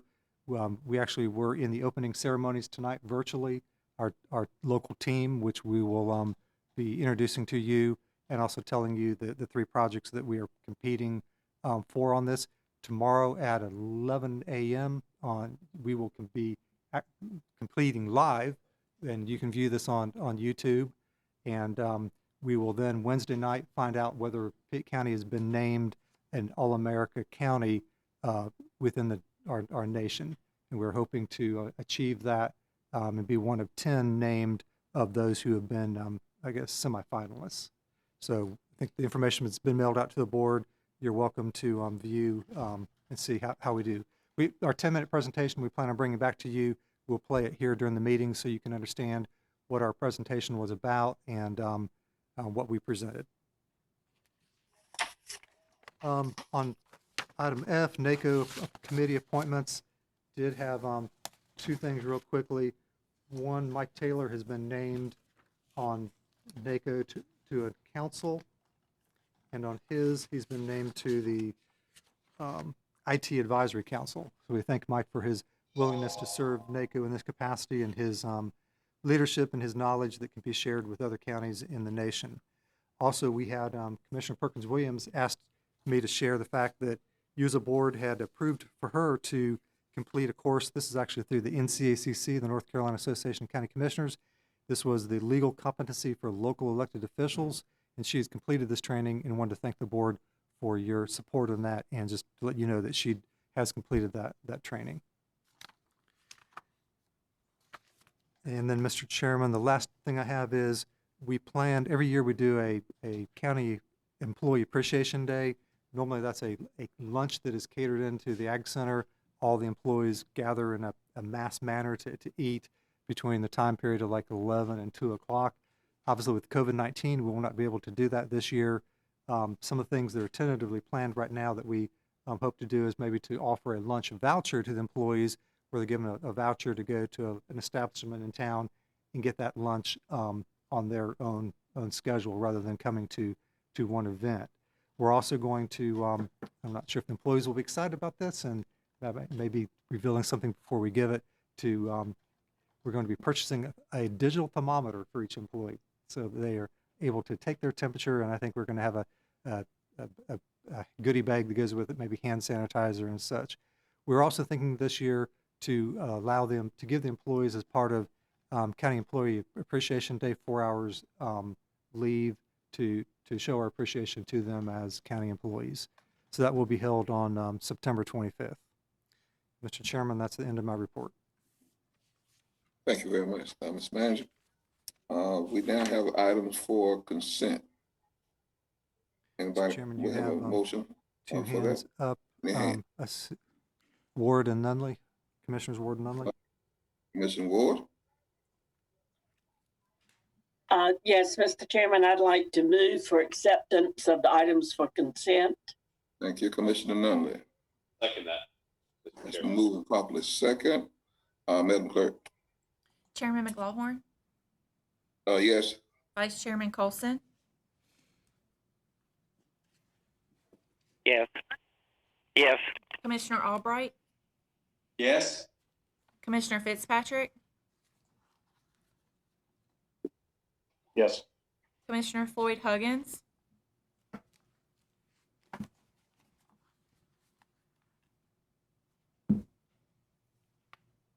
Yes. Commissioner Nunley, Yes. Commissioner Ward, Yes. Commissioner White, Yes. Commissioner Perkins Williams. I approve. Motion passes unanimously. Thank you very much. We're now down for the items for discussion at this point. Mr. Manager, you all need a break, 5 minutes break, or do you? Yes, I'm Are you getting okay? somebody shaking their head. Yes, if we can take 5 minutes. Okay, well, let's take a 5 minutes break at this time and come back in 5 minutes. Okay.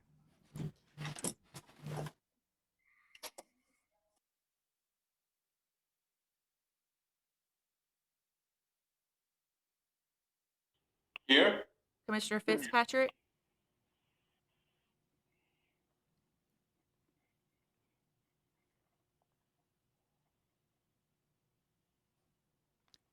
Again, he's muted too. He may be self-muted.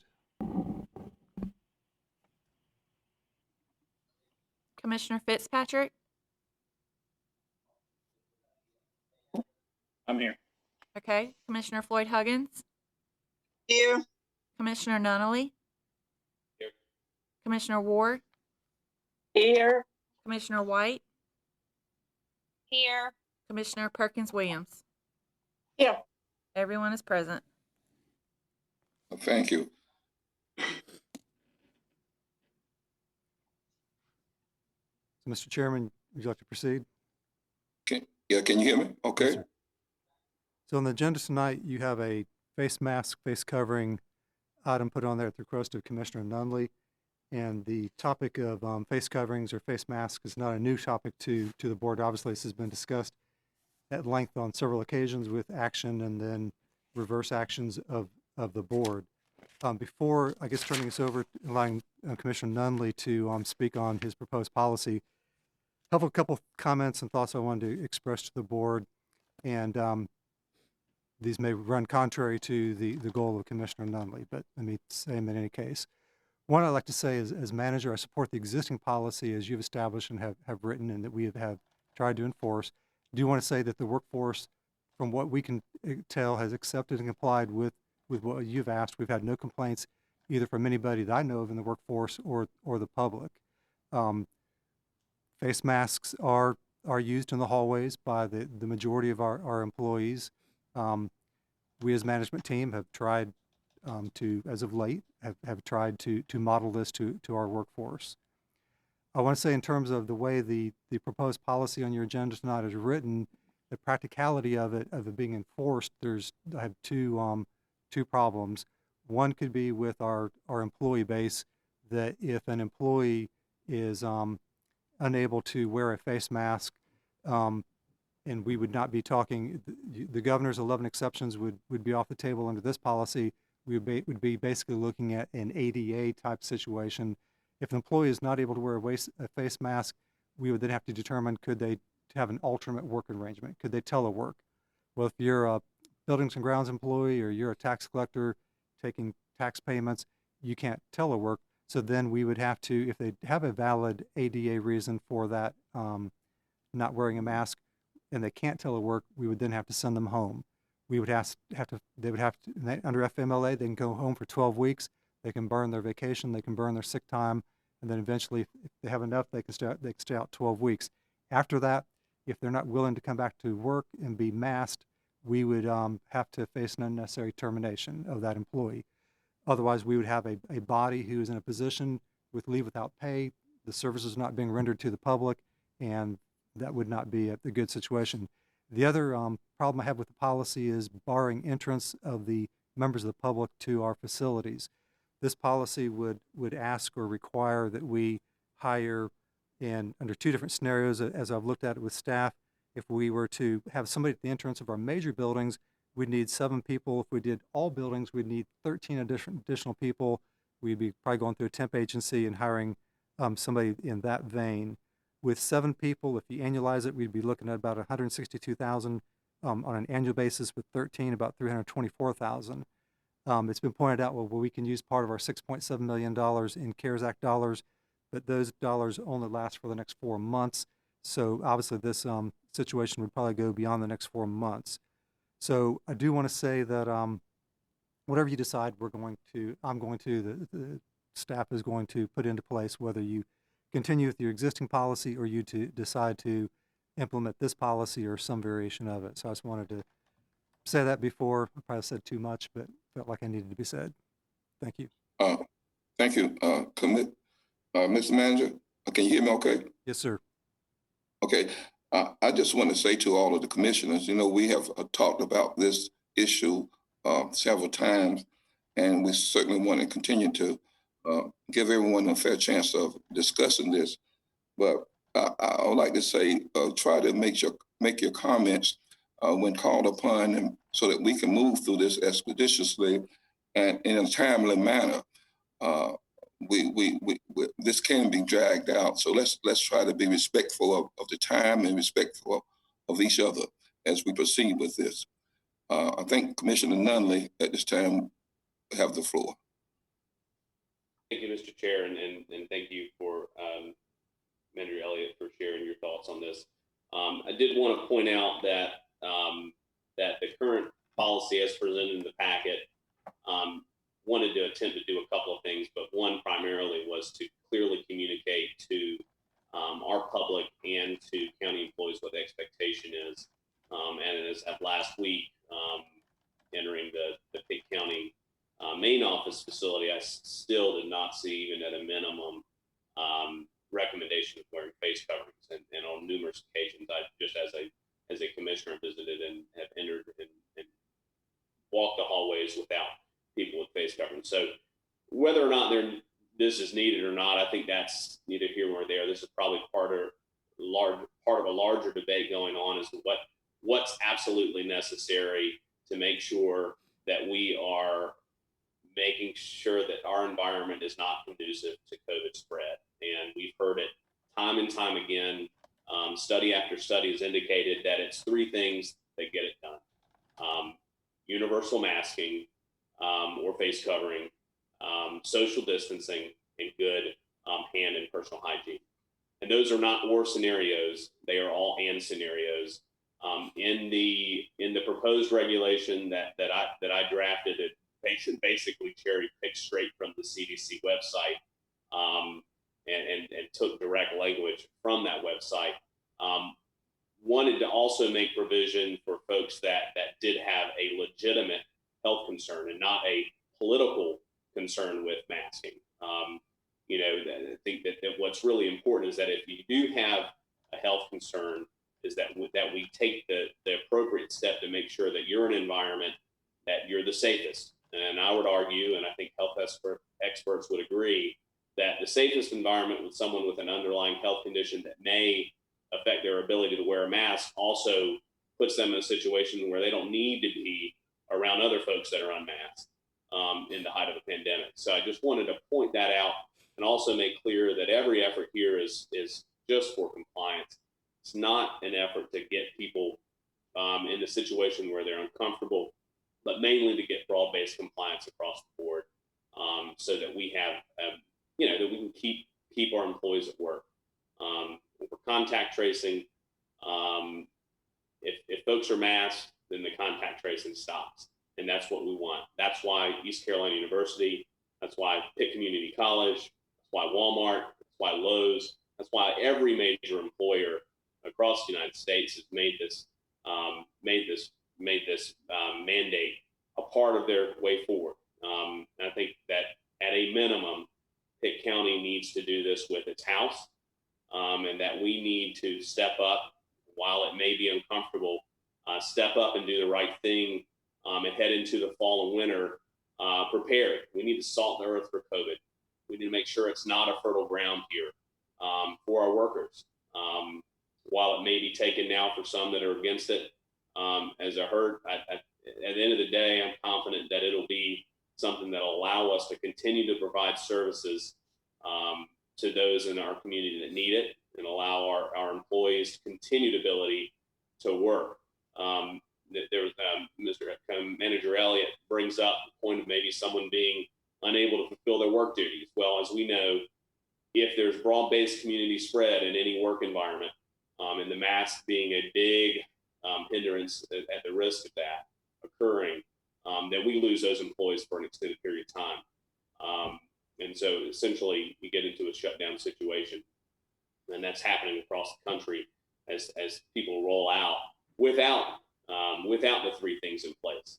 And we've got the numbers in place now to show that when communities take these three steps together, not separately, that it's effective. So I'll move now that we accept the regulation as drafted with the exception and with the clarification that wherever grounds appears, that it be clarified that would be grounds and buildings, just so that there's no confusion as to whether or not the big thing here is wearing a face covering indoors.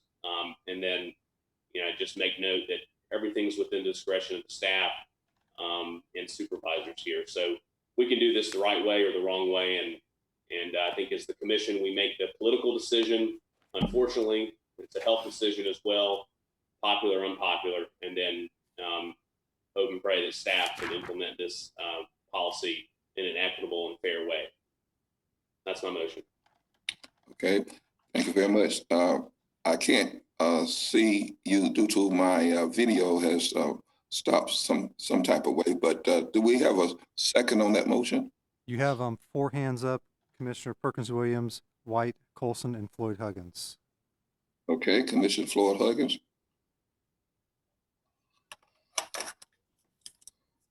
Thank you, Mrs. Chairman.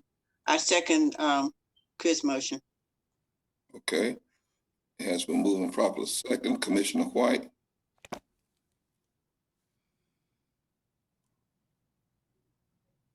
Commissioner White. Mr. White. Okay. I'm sorry, I had to unmute my computer. Is it time for comments? Well, yes, sir, you were next. Okay. Scott, I have 2 questions for you that I just want to clarify. The extra positions that we would have to hire to kind of, I guess, patrol this policy at the facility entrances, how much money would that cost? If you've already said that, I do apologize. Yeah, if we do the more limited, be about 162,000, and the more expansive, if you do every single building, 324.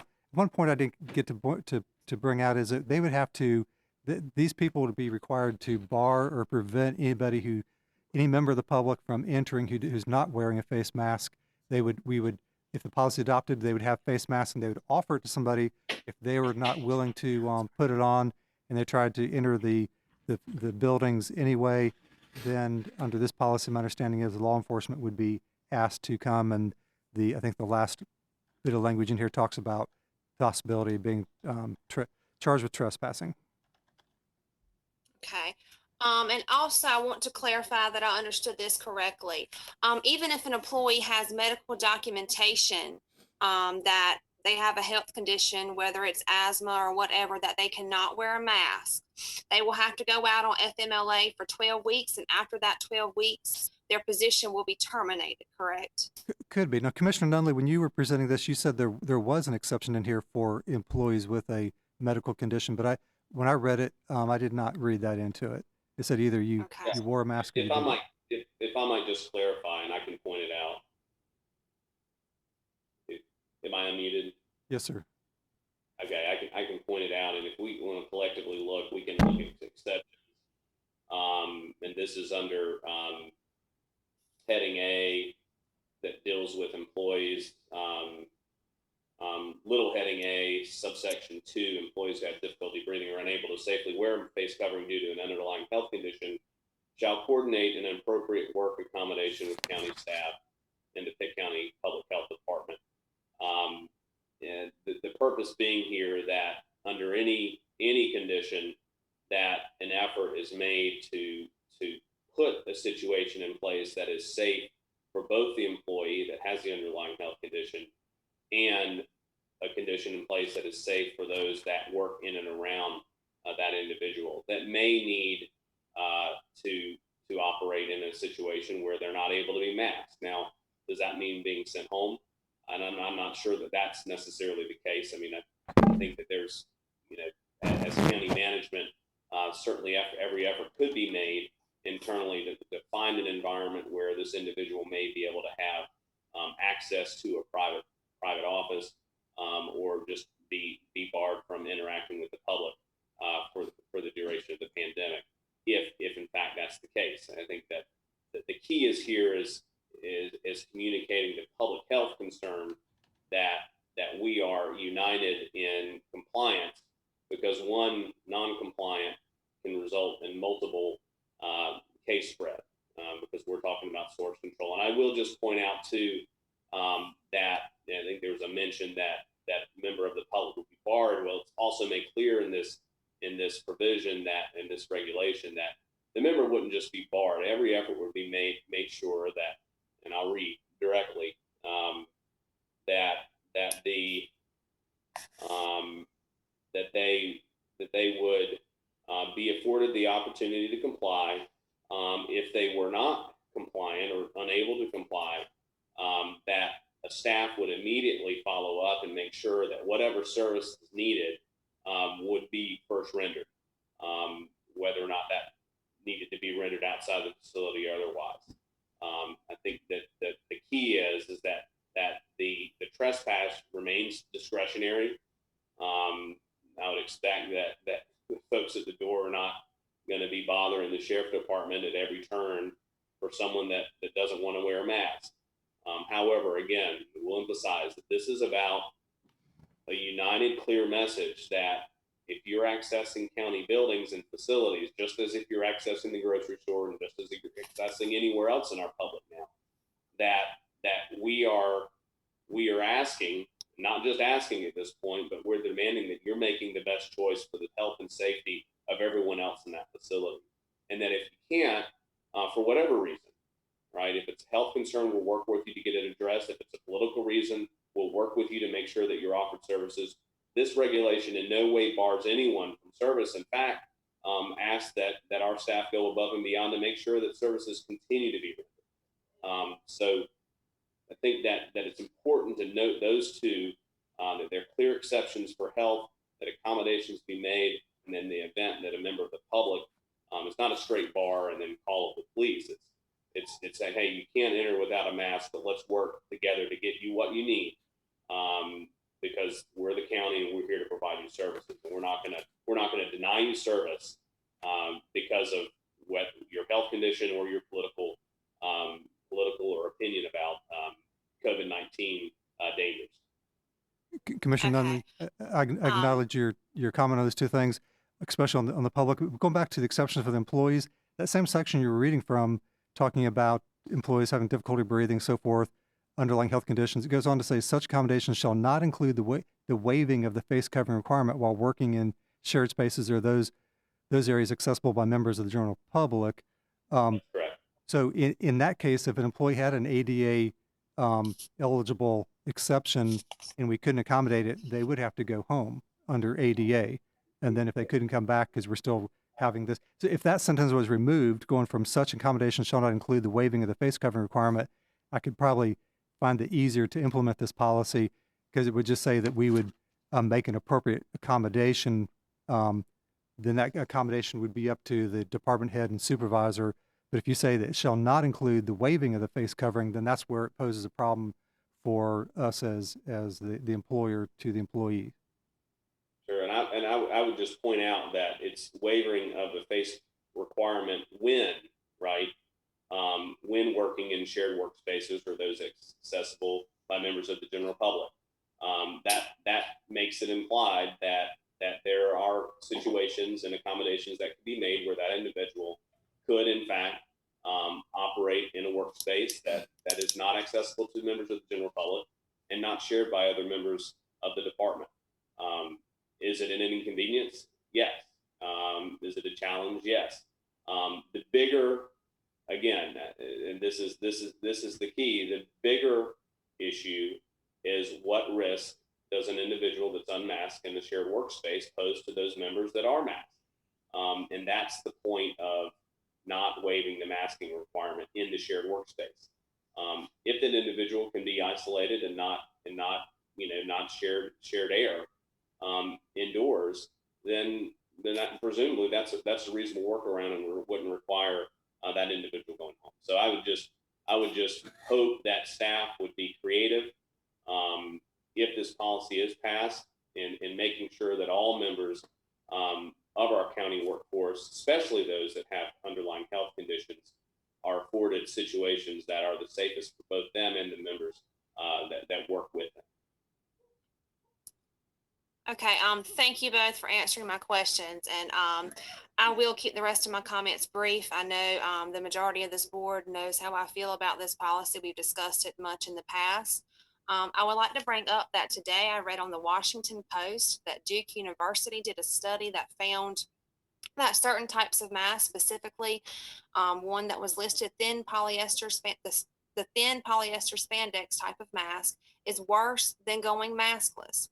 So are we going to enforce what type of mask when people walk in and out of the building? Are we going to enforce what type of mask employees wear? Are we going to stop people, check the material on their mask? And as far as enforcement, the sheriff's office does not have the money or the resources to add extra duties onto their plate. I've been to the courthouse several times in the past few weeks. I've also toured every department. I mean, they have their plate full without adding these minute petty things to their job.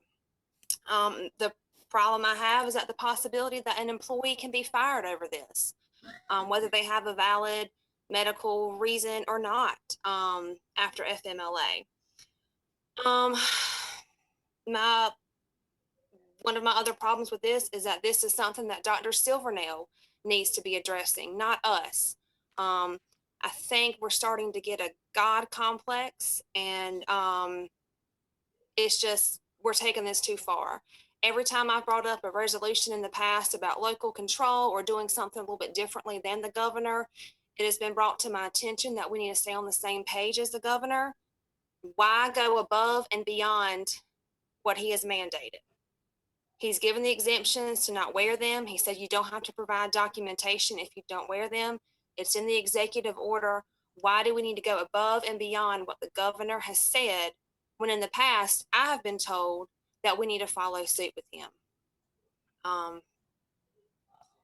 And I guess that's about all I have to say, except I really hope that all of you sit down and think about this long and hard.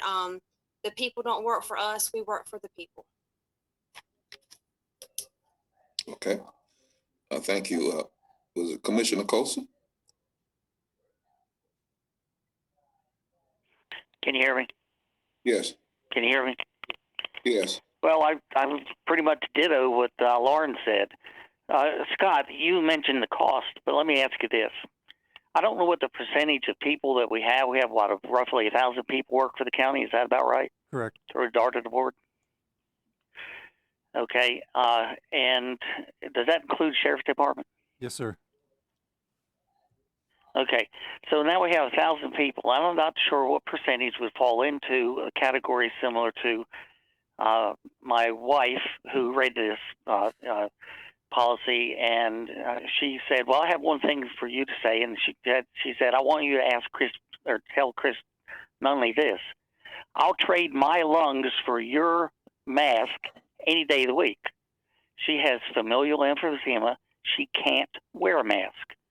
And the thing is while she's willing to say that, I find it an invasion of privacy that if we, according to what I've written in this proposal, we will be requiring a person to state what their problem is. And I don't think that's proper. I agree with what Lauren said. This ought to be Dr. Silvernail will need to be weighing in on this. I'm representative on the health board, and there was a proposal made, and Dr. Silvernail come up with a tentative plan for reentry that would be maybe different than what the governor had, assuming we were authorized by the governor to have local control, and it was not. It wasn't passed. It was actually tabled, or not tabled. It was. I'm not sure what the exact word was. It wasn't acted on because they said, well, if we were to go with what he said, then it would be something different than what the governor had, and so therefore the health department board didn't want to act on it. So the health department board hasn't been consulted with this proposal by you, Chris. Dr. Nunley, Dr. Silvernail has not weighed in on it.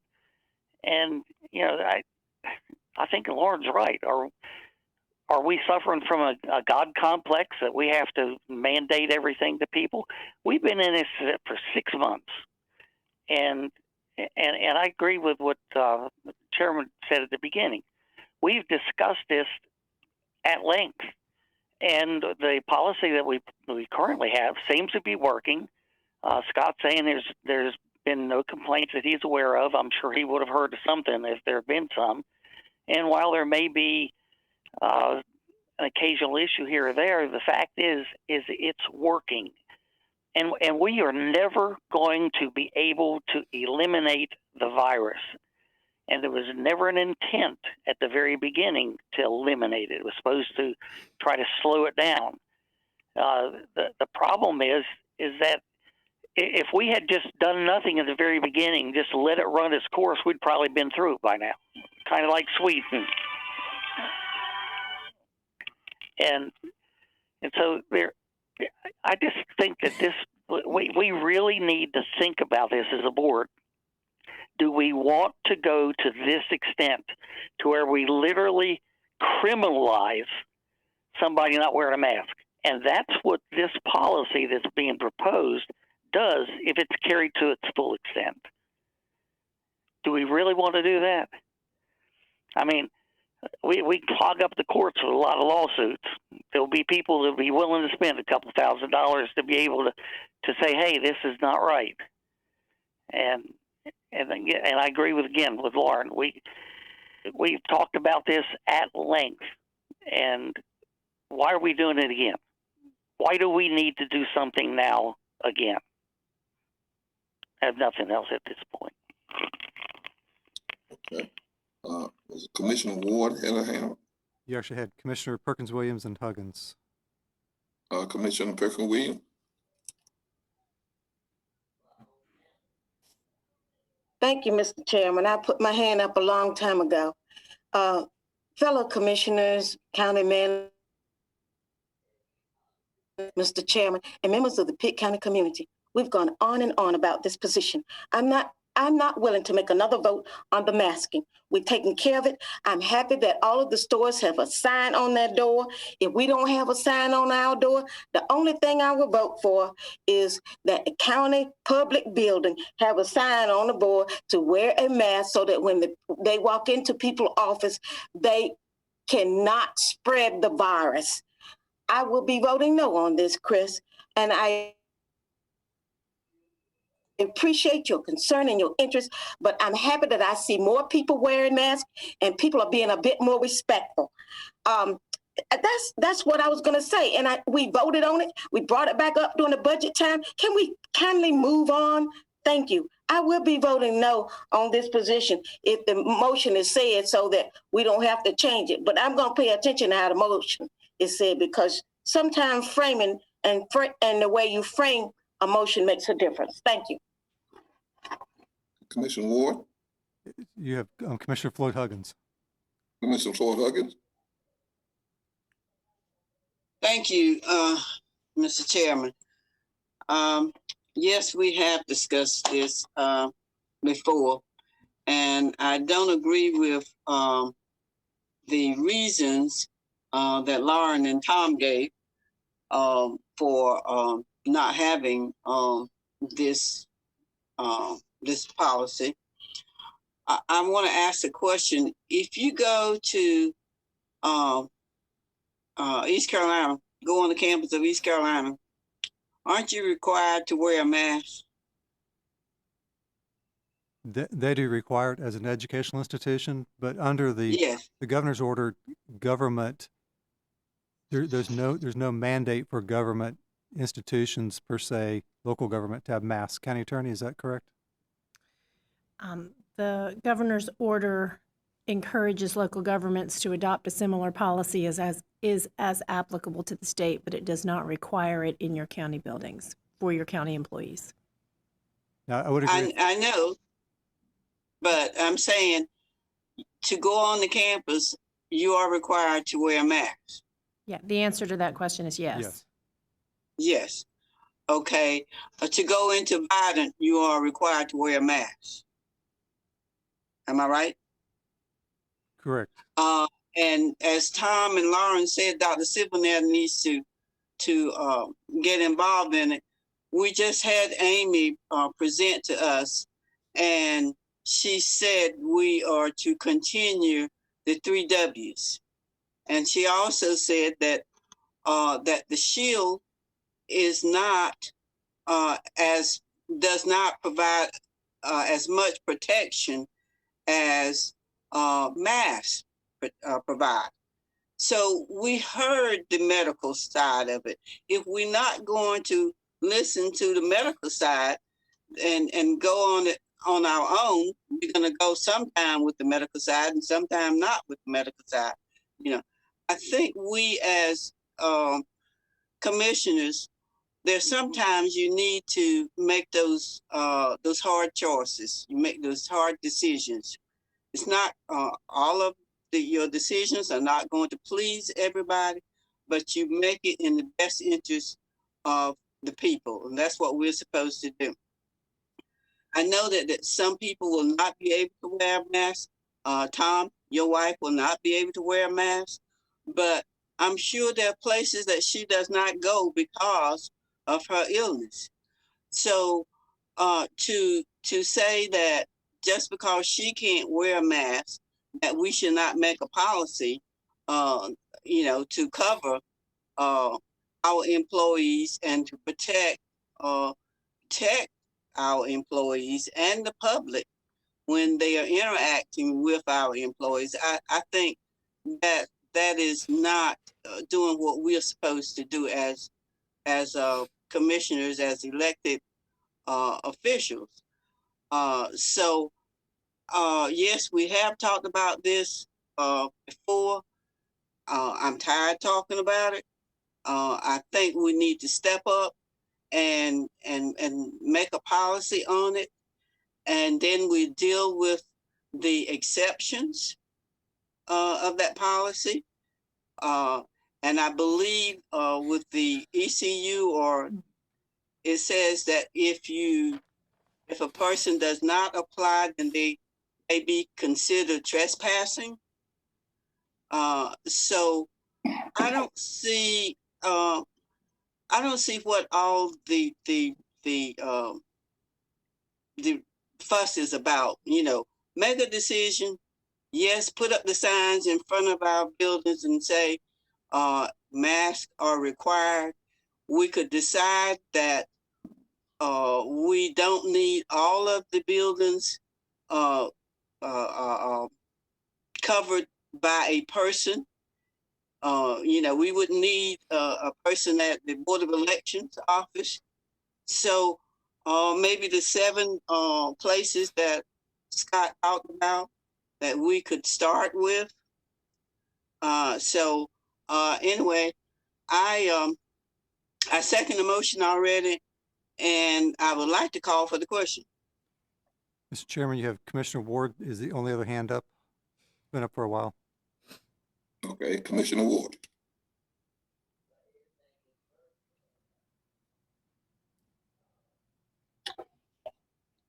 I'm a little confused. I have 2 questions. One, what is it that we presently say, Scott, about our employees in our building relative to masking?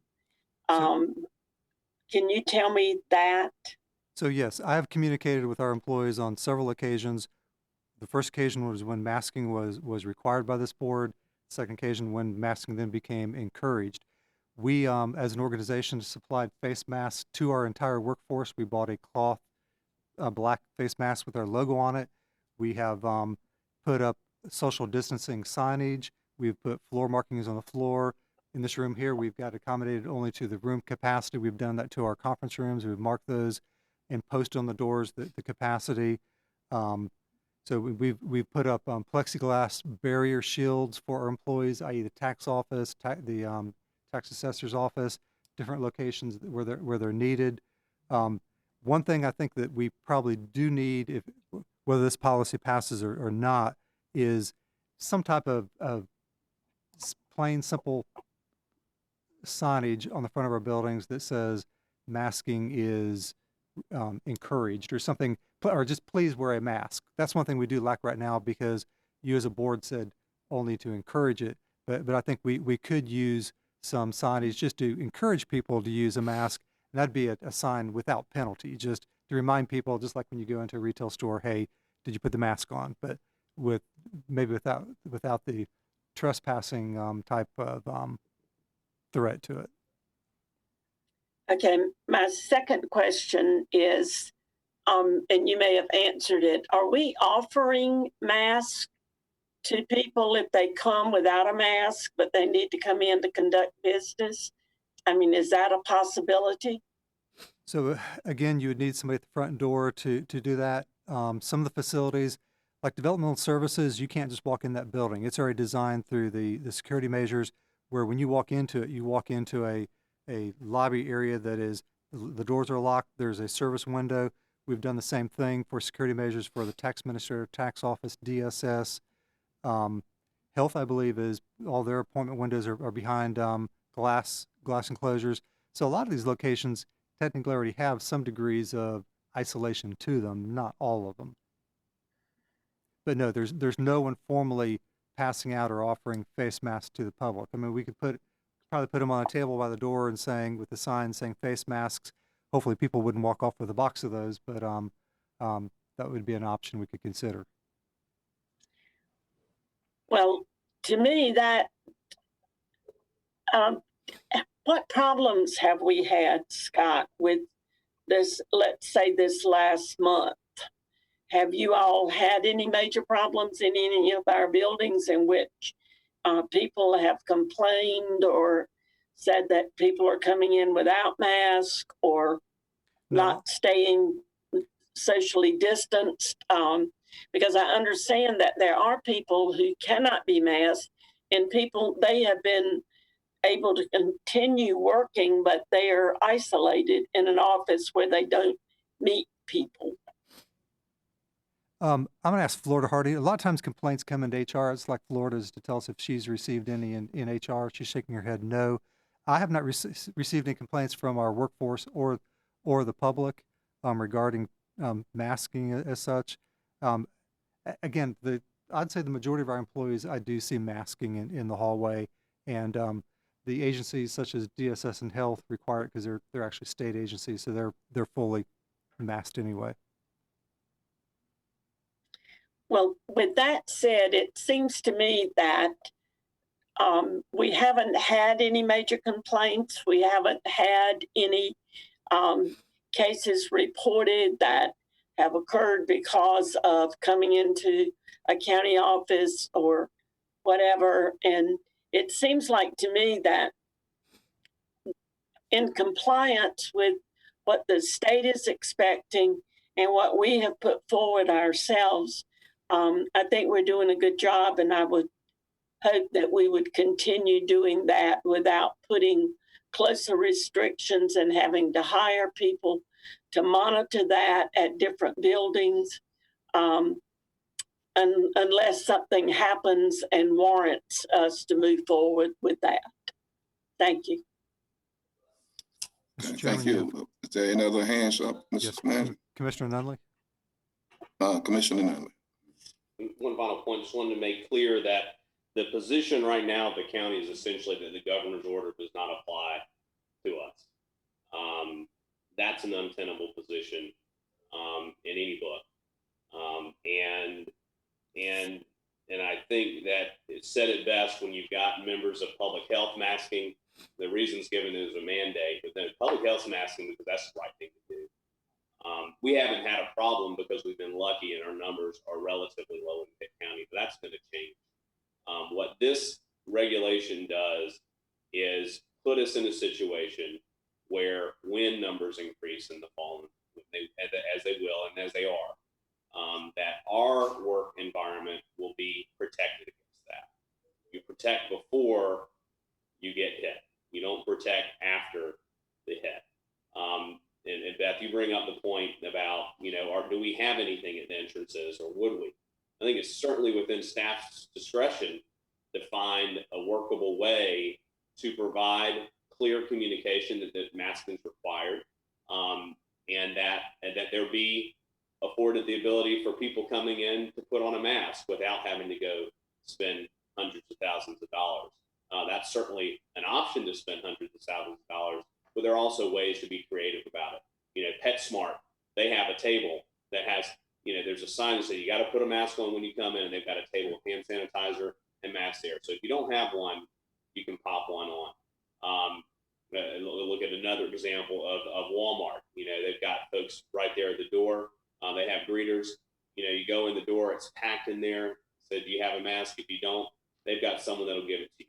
And they're not going out and hiring other people. And we don't have super high volume in our facility. So I think this idea that we're going to have to spend $500,000 or more on getting compliance with this is way overblown. If we are out of line with the state mandate and we are out of line with departments within our county government that are masking because it's the right thing to do, I think that says we got to do it. We've all got to be on board with this. And to go any other direction, it's just irresponsible. And so I hope that we can trust staff to implement this regulation in a way that's not overbearing, that's not firing people because they've got a health risk. I think that's these one-off scenarios that are doomsday. Trust staff; they're competent and creative enough to come up with workable situations that we can keep our public safe, keep our employees safe, and at the same time provide the services that are so necessary, and it will become even more necessary in the fall and winter months. If we don't pass this, we're less protected against the storm, and we will reap what we sow. And so I ask fellow commissioners to also think long and hard about it, and to strongly consider this as not as an overbearing step, but is a very clear step, clear communication that let's be prepared together, and let's make sure that we're doing everything we can to squelch the problem before we have it. It doesn't have to cost a lot of money. It only costs a lot of money if we don't handle it in a creative way. And I trust staff can do it. I know I'm not someone that sits here and looks at our county government and thinks that we can't find a workable solution to each and every one of those one-off scenarios. I trust that we can help individuals such as Commissioner Colson's wife.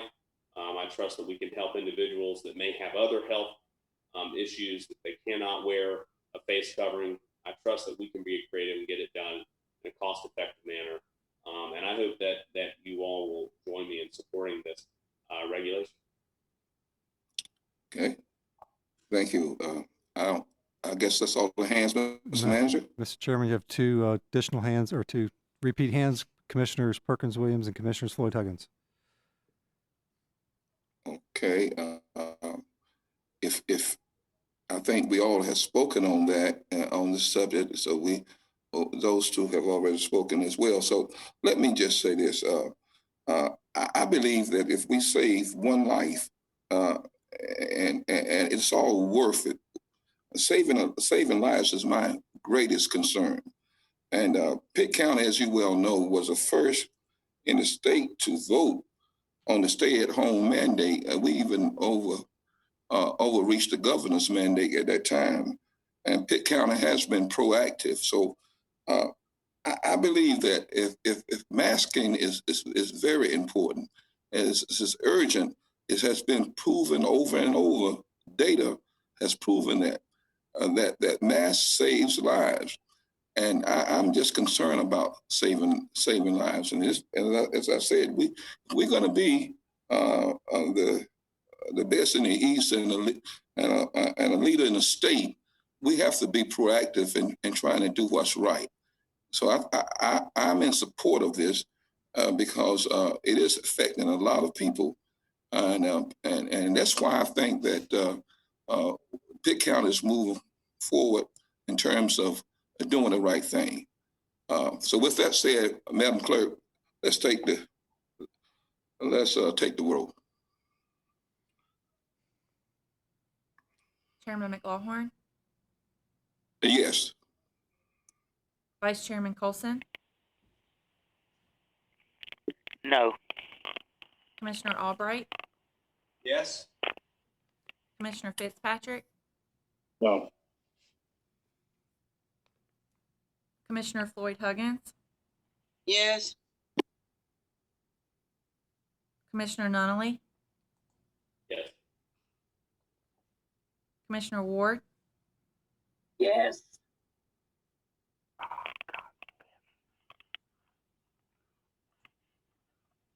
Commissioner White, No.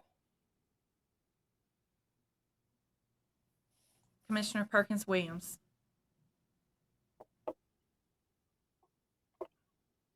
I'm sorry, I don't get a chance to speak when I would like to speak. And I support, and I'm going to say that we need to have a chairman that is fair to all of us equally. And Mr. Chairman, I was going to call for the question because we're an adults here and we can't make people do things that they don't want to do. So I'm voting no. And because we have a policy in place, I'm voting no.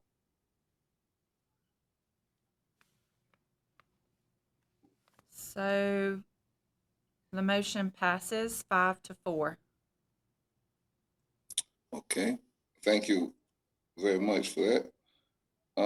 We now go to Paula Dance, a position request for the chair's office.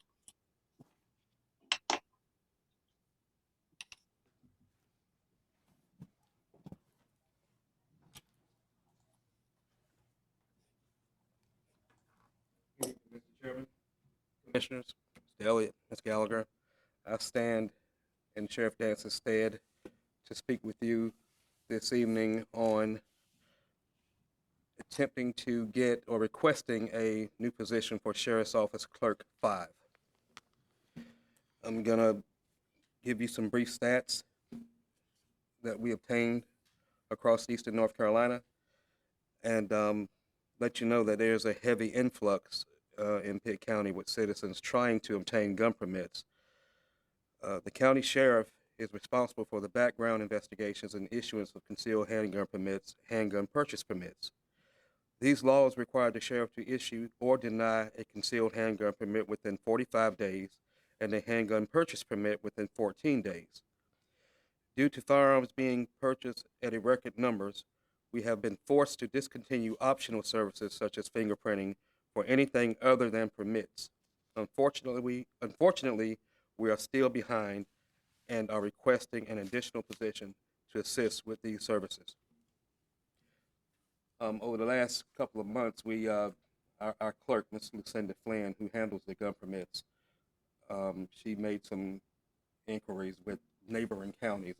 Beaufort County, population of 47 plus thousand people, they have 3 people doing the job that she does solely here for Pitt County. And they're still looking for one more position. Carteret County, 70 plus thousand people, they have 4 people doing gun permits, and they are still overwhelmed.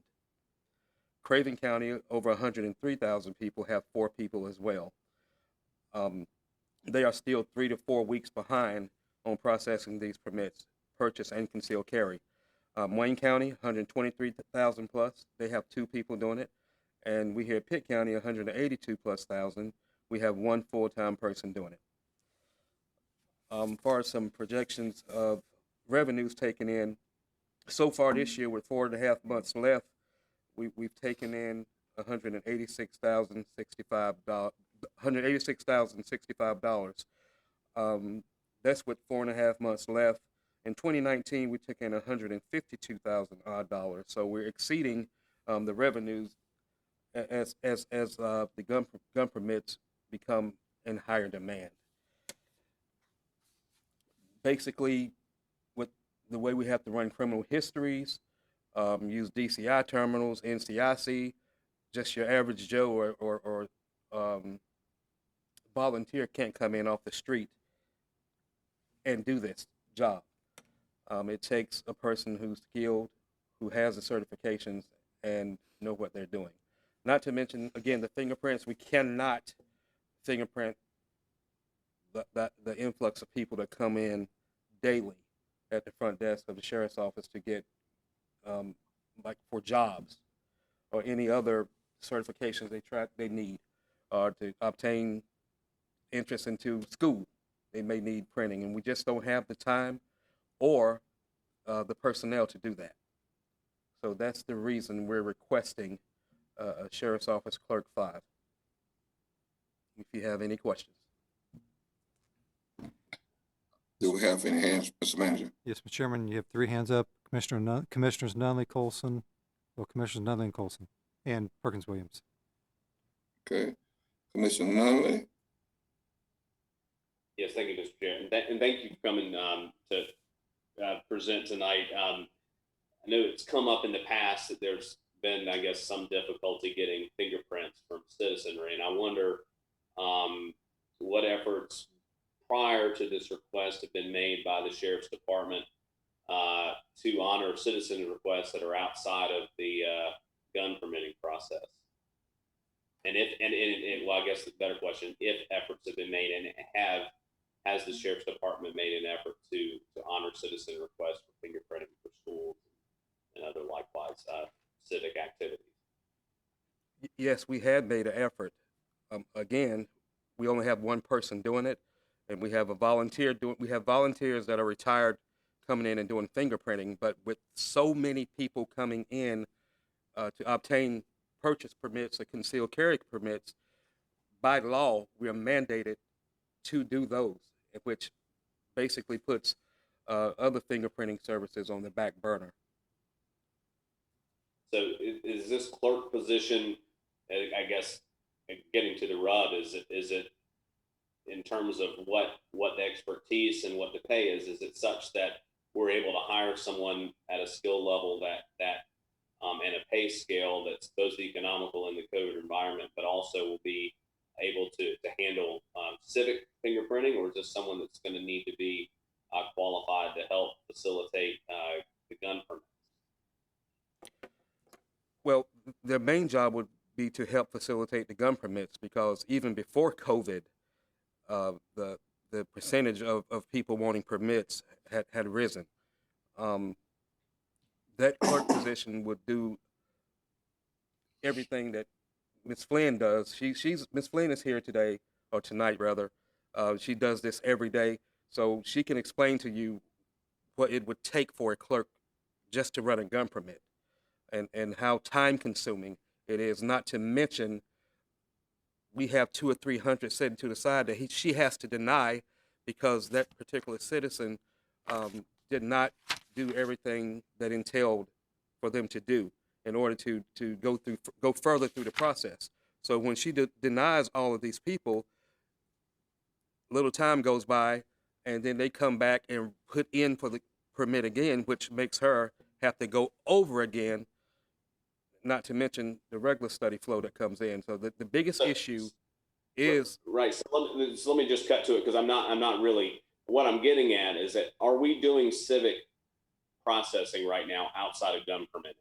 Is the sheriff's department doing any of that, or is the full load just gun permitting with the current clerk position? The full load is just gun permits. That clerk will also. We're not doing any civic.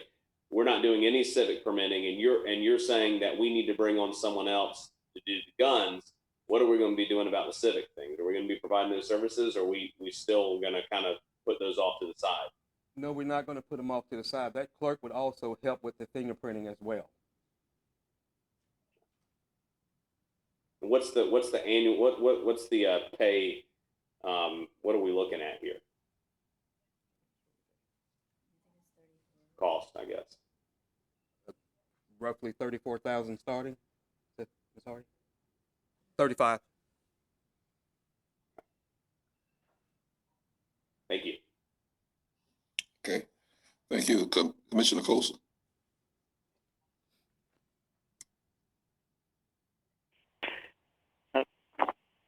Okay. Is there any other agency or body that can do fingerprinting other than the sheriff's office? Yes, the city police department does it, but they're backlogged as well. Okay. Winnable PD, other right. municipalities in Pitt County. Well, do you know what their backlog is as far as fingerprinting? The reason I'm asking is Sheriff Dance had gotten an email back in, I believe it was July 23rd, somewhere around there, from a citizen, and she answered stating that she had to cut out all fingerprinting except for concealed carry. And I was curious as to who else might do this.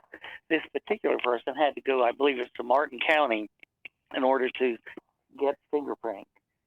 So if these other areas that are not required by law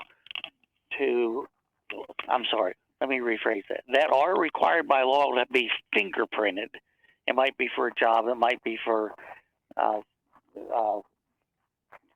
various and sundry things. Can they go to the police department and will they do the fingerprinting for them? Yes, sir. Other municipalities also fingerprint for other reasons, but the county sheriff can only fingerprint for gun permits. Okay, which gets back to how busy is fingerprinting at the city, and would they deny it for any reason? I can't speak for Sheriff Dance. Yeah, see what worries me is Sheriff Dance's argument back to the citizen was that that concealed carry permits, it was the only reason or the only thing that was required to be fingerprinted by the sheriff's department, and thus denied the citizen that needed to have fingerprinting in order to be able to do what they were needing to do. It created quite a hardship for them. So if the sheriff's department can't do it, and instead of just denying it, shouldn't there have been can you try the police department? Or Mr. Colson, Sheriff's Department is solely responsible for all of the permits and the CCWs. It is statutorily I understand. required by the sheriff to do that. As sheriff, I have to prioritize what it is that I am statutorily responsible for. As we look at talking about the responsibilities of the sheriff, there are certain things that only the sheriff can do.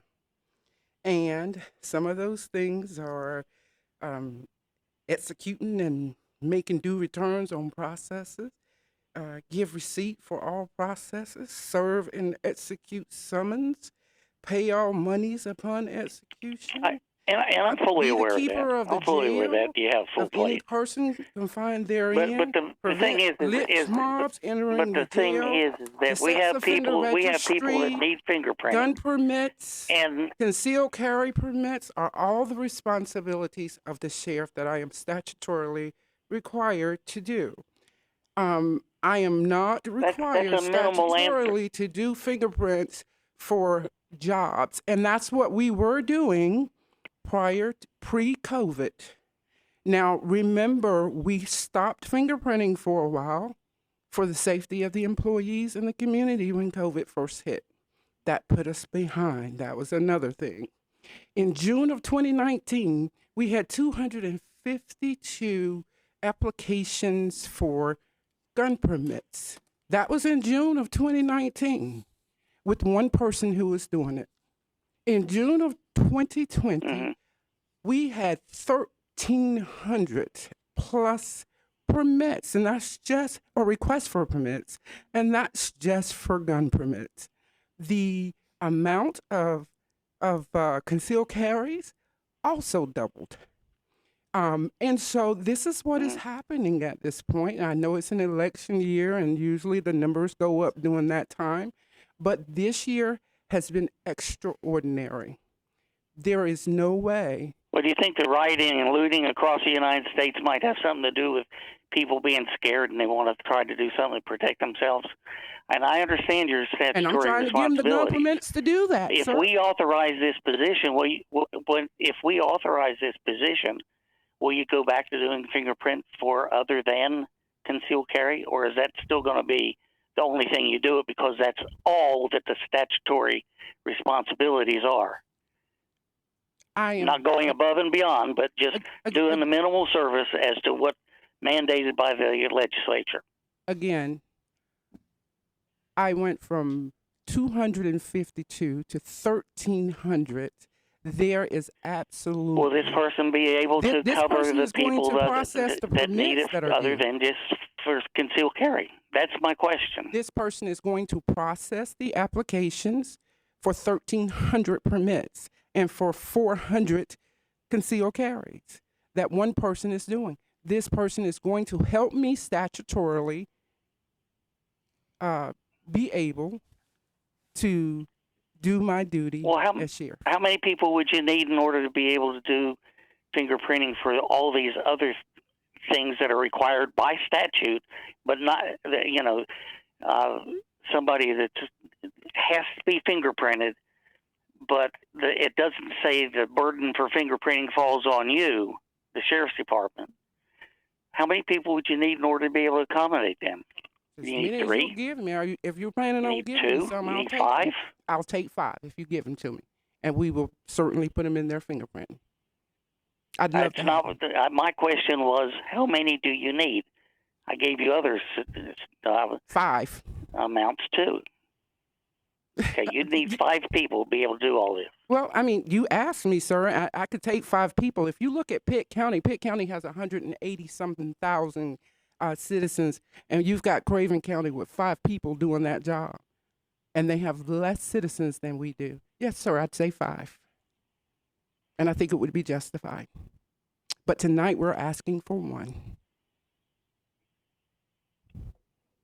Is that adequate, or do you need more? I'm sorry, I missed that. I said, is that adequate, or do you need more? It sounds to me like you're making a case that even if we give you this one, it won't be enough. Sir, so why not ask for I the am amount that you asking for really 1 need? because I realize that the county has just gone through an extreme loss of money. I should be up here asking for 5. But I understand what the county is going through. And what I'm willing to do is more with less. I'm still ready to do more with less. I'm not up here asking for 5. I should be asking for 5. I'm simply here asking for one person to help me statutorily meet the requirements of the sheriff. Scott, I got a question for you. Yes, sir. Okay, when the sheriff said that, or when the report was that 180 some $1,000 have been raised, where does that money go? Does the sheriff get to keep that, or does that go into the county coffers in some way, shape, or form? Should go into the general fund of the county to help the overall operation. Okay, so therefore, how many positions can be funded out of $180,000? Are we trying to make money off of this? I'm not sure whether. Or are we trying to provide a service for the citizens at the price of what the fee really ought to be? Where did the $180,000? In other words, he was saying that last year the total amount from January till December was $152,000, and that's with fingerprinting, all of the fingerprinting services. This year, as of now, it's $186,000, and we still have several months to go. So we far exceeded what we've done in 2019. And I understand that. So my question is that these positions could be funded, those 5 positions could be funded out of the money that's being raised right now. Well, no, the first $150,000. The money's there. Well, the money's there, but the first $150,000 is built into the base budget to provide the services of the county, i.e. the sheriff's office. Now, this excess money above and beyond what we had projected to receive, let's say that $35,000 plus or minus, would justify the position she's asking for and would pay for it. Correct, Sheriff? Yes, sir. That would justify it, but I'll take 5. We would be out. I would argue that she needs more than one. I would argue she needs more than one. It sounds to me like she's in trouble. This portion of her duties are in trouble. She cannot provide the services to the citizen that she needs to with one, and it doesn't sound to me like she's going to be able to keep up with it with 2. I don't know how she's going to do. If 5 positions are truly justifiable, I don't know how in the world a person can do it with 2. And Mr. Colson, to add to that, if I can get one person, I'd love to get 5. I'll come back and ask for a couple of more. But I have authorized Lincinda and several other people who can possibly help her in overtime. And so these ladies who are civil or civilian employees have agreed to work some overtime. So that's how some of it is going to be made up. But if I could get 5 positions, I'd love to have them.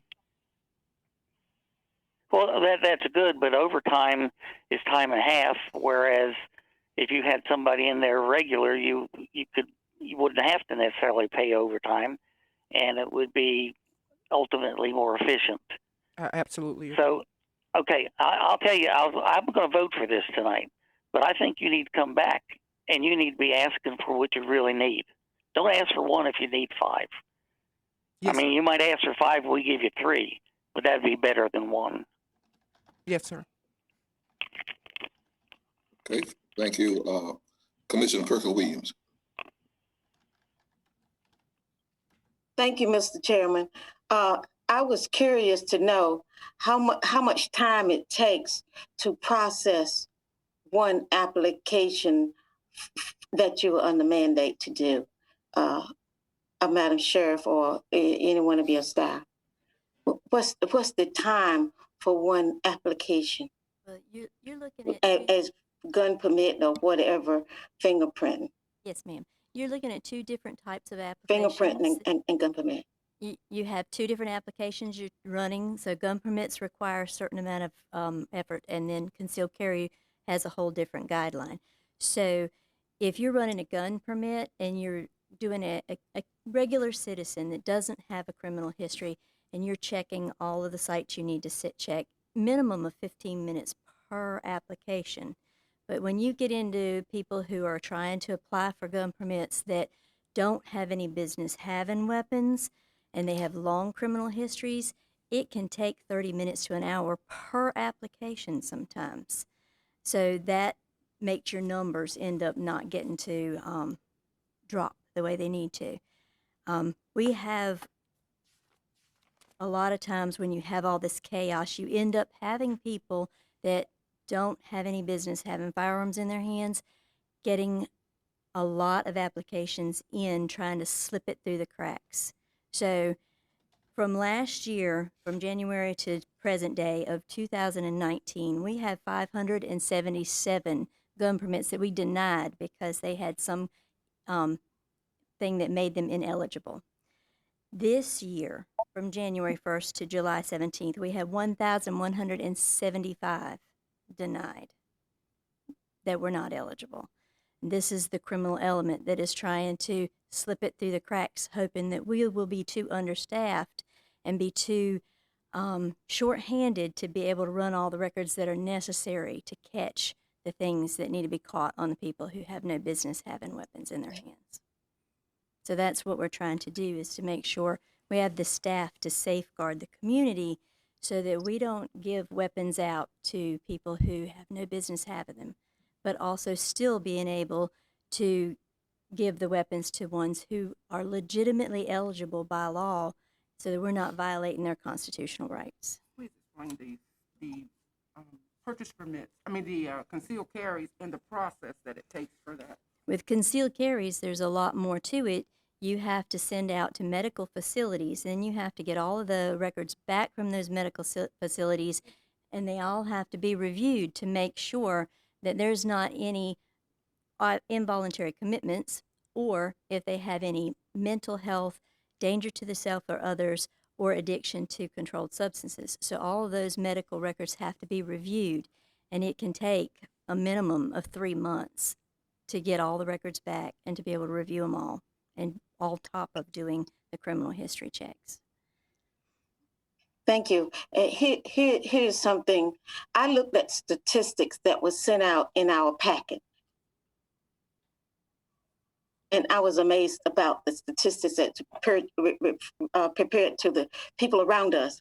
And so the office of sheriff has a great duty. And I understand that the general public would like some civic service. That's what I'm calling fingerprint. You don't just stick it on the pad and roll it over and all this. You do some other things. And I understand that. But I agree with Commissioner Colson about that. And I also hear tonight that we are possibly stretching, wanting to put more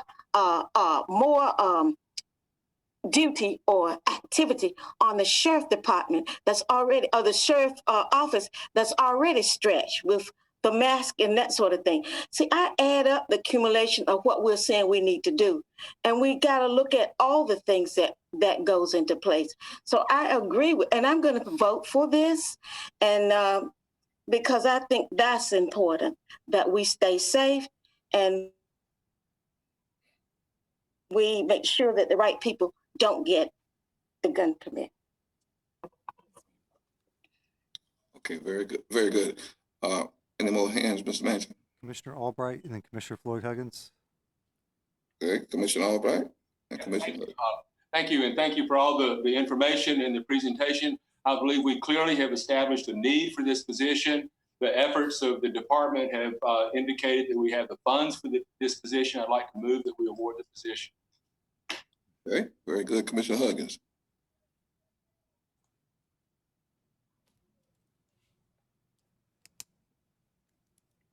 Now I'm unmuted. Can you hear me? I can hear you. Okay, all right.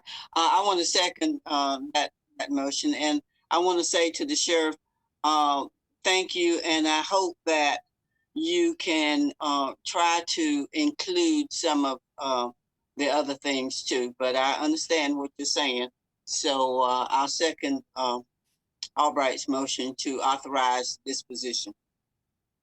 Very good. That's been moved and properly second. Madam Clerk? Yes, Chairman McLaughlin, Yes. Vice Chairman Colson, Yes. Commissioner Albright, Yes. Commissioner Fitzpatrick, Yes. Commissioner Floyd Huggins, Yes. Commissioner Nunley, Yes. Commissioner Ward, Yes. Commissioner White, Yes. Commissioner Perkins Williams. Approve. Motion passes unanimously. Very good. Thank you very much. Now we have the consideration of the legislative goal.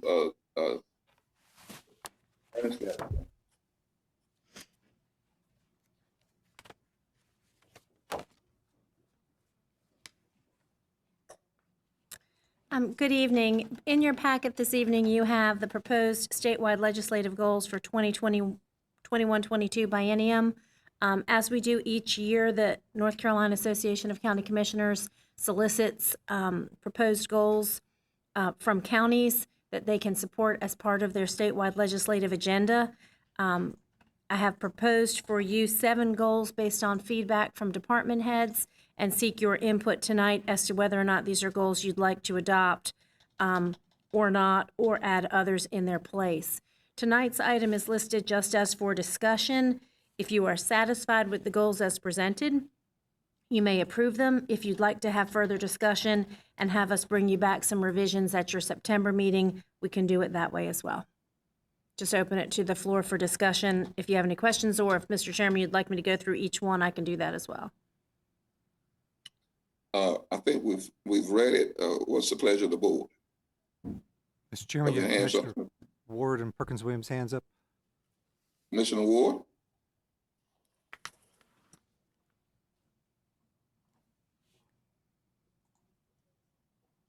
She is muted. Commissioner Ward? She's still muted.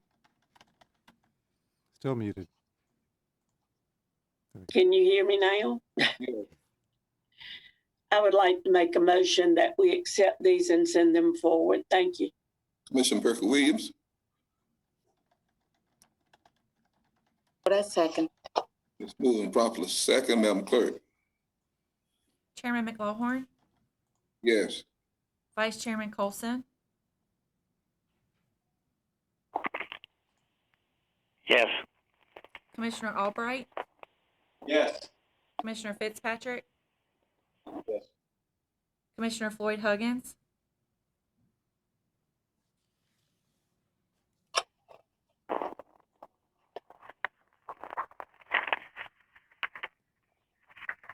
Commissioner Floyd Huggins, She may be self-muted. And Okay. Yes. Commissioner Nunley, Yes. Commissioner Ward, yes. Commissioner White, Yes. Commissioner Perkins Williams. Approve. Motion passes unanimously. Thank you very much. Now we're moving into the item for decision. Mr. Demery, please. Good evening. I'll be real quickly. Back in fiscal year 12-13, y'all approved through the budget process to allow the solid waste department to charge $5 a bucket. The market went out. We went back and asked you to do away with that because we were having problems getting rid of the mulch. Over the past couple of years, we have been able to find a couple of good markets. This past year, we put $374,000 to our enterprise fund. The markets that we have, one of them, we have a quota that we have to meet, and we don't have as much material as we had in the past. And we've had a number of companies come in, commercial companies, and get quite a bit more than just like a bucket or a trailer load or a truck load. And I felt that it would be it'd be better for us if we could go back to charge $5 a bucket. And I thought some people might kick back from that only get a small amount. So my recommendation is to give a bucket, which is 3 yards free, and then any bucket after that, we charge $5 a bucket. And I'll be glad to answer any questions. Commissioner Nunley's Very hand is good. up. Thank you. We have any hands, Mr. Manager? Yes, Commissioner Nunley and Commissioner Colson. Commissioner Nunley? Thank you, Mr. Chair. And John, is your suggestion of the one bucket, is that one bucket free per visit, per month, per fiscal quarter? How would that break out? I would say 1 bucket a day, something to that point. So the citizen that this is really targeting folks that are really going out and getting a lot kind of would be a commercial vendor. Yeah, we had a landscaper or a trucking company come in one day, and he had like 4 dump trucks and a large dump truck. He got quite a bit. I don't want to deny the citizen that comes in and gets a bucket every other day or something like that, the availability to get the material. And if we charge this 5, we would still be well below or at market for commercial providers. Yes, sir. I think so. Okay. Thank you. All right. Commissioner Colson? Can you hear me? Yes, sir. Yes, sir. If I read this right, you're wanting $5, but it's actually worth $7. That's $7 Is that what I'm hearing? It's worth $7. We're making after transportation costs around $7 per ton, and that $5 per bucket is very close to about $7 a ton. The bucket we're talking about is a little less. Okay, I than like a that. ton. All right, well, I'd like to make a motion that we approve it. Okay. That's been moving properly. Second. Madam Clerk? Chairman McLaughlin, Yes. Vice Chair Colson, Yes. Commissioner Albright, Yes. Commissioner Fitzpatrick, Yes. Commissioner Floyd Huggins, Yes. Commissioner Nunley, Yes. Commissioner Ward, Yes. Commissioner White, Yes. Commissioner Perkins Williams. I approve. Thank Motion you. passes unanimously. Okay, very good. Thank you very much. Mr. Brian Barnett. Good evening again. We have a request from the Village of Simpson for one of our surplus vehicles. They are requesting that we donate to them a 2001 Dodge Ram 1500 pickup truck with 143,877 miles.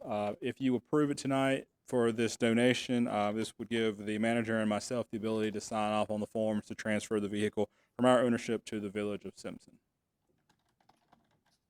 You have 4 hands up: Commissioner Floyd Huggins, Nunley, Perkins Williams, Ward, and Colson. Okay. Commissioner Floyd Huggins. Move to approve. Okay. Commissioner Nunley. Second. Okay. Very good. That's been moving properly. Second. Madam Clerk? Chairman McLaughlin, Yes. Vice Chair Colson, Yes. Commissioner Yes. Albright, Commissioner Albright, Yes. Commissioner Fitzpatrick, Yes. Commissioner Floyd Huggins, Yes. Commissioner Nunley, Yes. Commissioner Ward, Yes. Commissioner White, Yes. Commissioner Perkins Williams. Yes. Motion passes unanimously. Thank you very much. Ms. Scott, this is reappointment to the River East Workforce Development Board. Yes, you have 2 reappointments: Mr. Robert Williams, Ms. Mary Paramore. Again, Rivers East Workforce Development Board, formerly Region Q Workforce Development Board. Okay. You have 2 hands up: Perkins Williams and Ward. Commissioner Perkins Williams.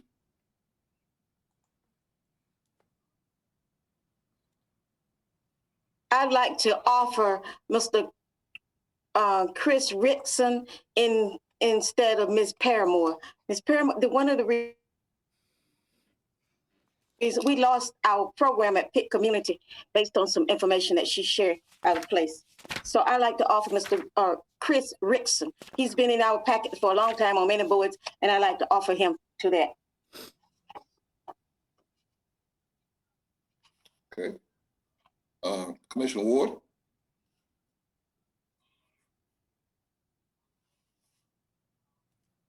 Commissioner Ward is, there we go. I was going to move for acceptance, but I don't know that I can do that. Do we have to vote on the substitute person first? Mr. Chairman, you can fill this spot by nomination. So a nomination does not require a second. You would take all nominations. When there are no further nominations, you would vote in reverse order. Okay. Thank you. So it would be appropriate to submit an alternate name if you wish or not. Okay. There's I just wanted to know about the alternate name that had been submitted. So we now have 3 people for 2 seats, right? Yes. Correct. That is correct. Okay, thank you. Madam Clerk, would you read the 3 names, please? And the names that was recommended and then the additional name by Commissioner Perker-Williams. The names that were recommended were Mr. Robert Williams and Miss Mary Paramore, and Commissioner Perkins Williams nominated Christopher Rickson. I believe that was for the seat of Mary Paramore, though, correct? Yes. Yes. Okay. Very Yes. good. Mr. Chairman, Miss Ward nominated Robert Williams and Mary Paramore, and Commissioner Perkins Williams is nominating Robert Williams and Christopher Rickson. Okay. Madam Attorney, would we take the first seat of Mary Paramore and do reverse order? You would do it in reverse order, so you would vote on Mr. Rickson first. Mr. Chairman, you still have 3 hands up: Floyd Huggins, Nunley, and McLaw. I'm sorry, and Perkins Williams. Mr. Chairman, Yes. Chris Rickson is moving out of the county. Right. Okay. Very good. Thank you. Any other comments? Ms. Manager? Withdraw. But we need to be careful when we have people that lose programs, and Ms. Paramore is the reason we lost the WIOA in Pitt County.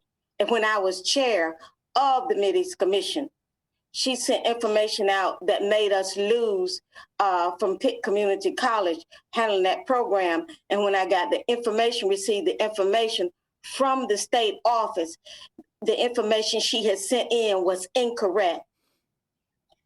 That's what I found out as chair, and that's why I was offering someone else. But I will accept Robert Williams, but I vote no on Miss Paramore because we have a lot of children that needed jobs, and the program was lost and was given by an entity that was for profit. Okay, very good. Thank you. It has been removed. The name Mr. Rickson has been removed by Commissioner Perker-Williams. So now we have the 2 names that was mentioned to begin with. Madam Clerk, we're ready to vote. Chairman McLawhorn, Yes. Vice Chairman Colson, Is it proper to do both of them at the same time? Yes. Yes, it is. Then I'll vote no. Commissioner Albright, Yes. Commissioner Fitzpatrick, Yes. Commissioner Floyd Huggins, Yes. Commissioner Nunley, Yes. Commissioner Ward, Yes. Commissioner White, No. Commissioner Perkins Williams. No. Motion passes 6-3. Very good. Thank you very much. Now we have Mr. Granny Gentry, reappointments to the Fire District Commission. I don't know whether he's here or. I'll handle it, Mr. Chairman. So these reappointments are the Pactolus Fire Department. You have Milton Sawyer, Ronnie Briley, and Roger Simmons to be reappointed. And you have a hand up by Commissioner Perkins Williams. Okay, Commissioner Perkins Williams. I move that we accept the nomination by Mr. Gentry. There are other hands up? No, yes, Commissioner Nunley. Commissioner Nunley. That's been moving properly. Second. Madam Clerk? Chairman McLaughlin, Yes. Vice Chair Colson, Yes. Commissioner Yes. Albright. Commissioner Albright, Yes. Commissioner Fitzpatrick, Yes. Commissioner Floyd Huggins, Yes. Commissioner Nunley, Yes. Commissioner Ward, Yes. Commissioner White, Yes. Commissioner Perkins Williams. Approved. Motion passes unanimously. Thank you very much. Now we have, Mr. Manager, the reappointments to the Pitt Regional Infrastructure Development. Yes, 3 individuals, Mr. Marvin Gardner, Kelly Barnhill, and myself as county manager to the PRIDE, the Pitt Regional Infrastructure Development Effort Board. Okay. Do we have any hands up? Not yet. Yeah, Commissioner Ward Commissioner Ward, and Commissioner Colson. Commissioner Colson, Commissioner Ward.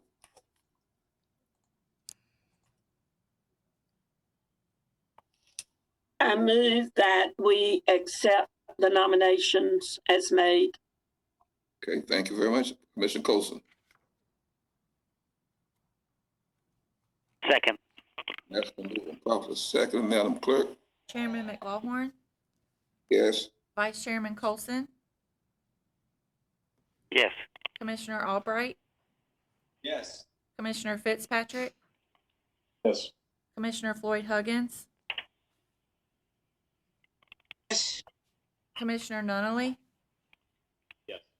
Commissioner Ward, Yes. Commissioner White, Yes. Commissioner Perkins Williams. Approved. Motion passes unanimously. Thank you very much. Now we're moving to our final closed session section. At this time, I'm going to ask Madam Attorney to take us in. Yes, Mr. Chairman, it's been suggested that this board go into closed session pursuant to North Carolina General Statute 143-318.11A3 to preserve the attorney-client privilege, subsection A1 to preserve confidential information, and subsection A4 with regard to economic development, if the board would so move. And we have a motion to go into closed session. Mr. Commissioner Nunley, Commissioner Floyd Huggins, Move and to go Ward. into closed session, Mr. Chair. That's been moved and properly second, Madam Clerk. Who was the second on that? I think Commissioner Nunley and Commissioner Fitzpatrick, I think maybe. I'll second it if necessary. Okay, Commissioner Nunley made it and Fitzpatrick seconded. Thank you. Chairman McLaughlin, Okay. Yes. Vice Chairman Colson,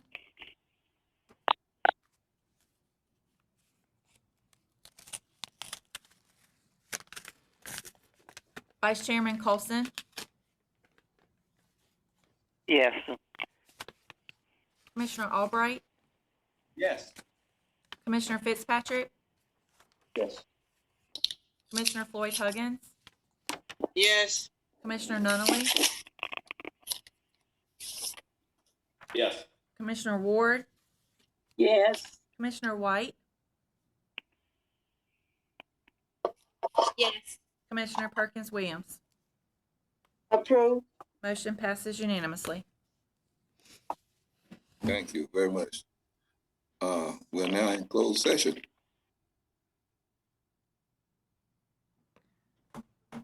Yeah, it's got a fuel. You in Florida will just wait. Mr. Chairman, we're back on the air from closed session. Okay, very good. We're back into open session at this time.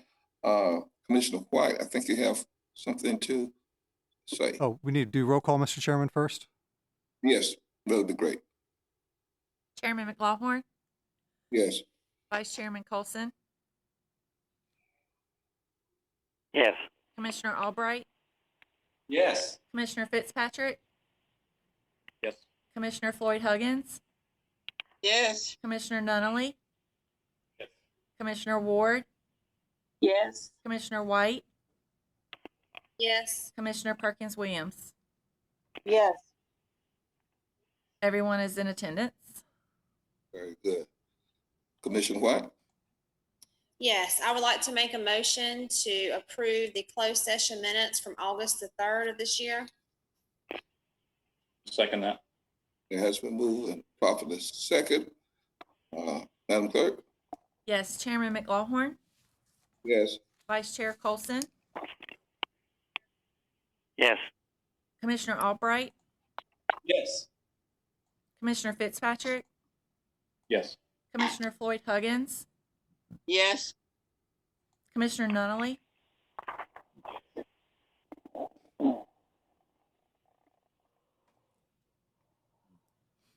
Commissioner Nunley, Yes. Commissioner Ward, Yes. Commissioner White, Yes. Commissioner Perkins Williams. Yes. Motion passes unanimously. Very good. Additional commissioner comment, Madam Clerk? I have comments. Madam Clerk, gonna go down the road. Okay, Vice Chairman Colson. I have a parliamentary question for you, Janice. There have been a number of times over the last several meetings where people have called for the question, but people have not. But not everybody has been given a chance to speak. Isn't it improper to call for the question until after everybody has had a chance to speak at least once? It is. According to your rules of order, each member of the commission is permitted to speak one time, and then the question may be called. In Robert's Rules of Order, that varies from the Board of Commissioners adopted rules, and in those, under Robert's rules, each commission is allowed to speak twice before the question may be called. In this case, and in the cases that I've observed, where all members have not yet had an opportunity to speak, your chairman has not honored the call for the question, but where every member has had an opportunity to speak, he has honored the call for the question. So in response, Mr. Colson, you are correct that if every commissioner has not had an opportunity to speak pursuant to the Pitt County Board of Commissioners Rules of Procedure, a call for the question would not be in order. Yeah. Okay. Well, and I felt like Melvin had followed that very well. Okay. Thank you. Commissioner Albright, Nothing to say. Commissioner Fitzpatrick, No comment. Commissioner Floyd Huggins. Well, I was prepared to give you all a report on the conference, but I will not give it tonight. Man. Commissioner Nunley, No comment. Commissioner Ward, No, and good night. Commissioner White, No comment. Commissioner Perkins Williams. Thanks for the opportunity. I'd like to thank Biden EMS Management, E.R. Lewis Construction Company, Churches Outreach Network for supplying masks, and Triumph for the COVID-19 testing in this district. Thank you all. Okay, can we get a motion for adjournment? So move. Second. That's been moved properly second. Madam Clerk? Chairman McLaughlin, Yes. Vice Chair Colson, Yes. Commissioner Albright, Yes. Commissioner Fitzpatrick, Absolutely not. Commissioner Floyd Huggins, Really? Really? You're going to get shot, you know that. Really? It'll be a mercy killing. Commissioner Floyd Huggins, Yes. Commissioner Nunley, No. Commissioner Ward, Yes. Commissioner White, Yes. Commissioner Perkins Williams. Good night. Motion passes 8-1. Thank you very much. You all have a good rest of the week. We're now adjourned.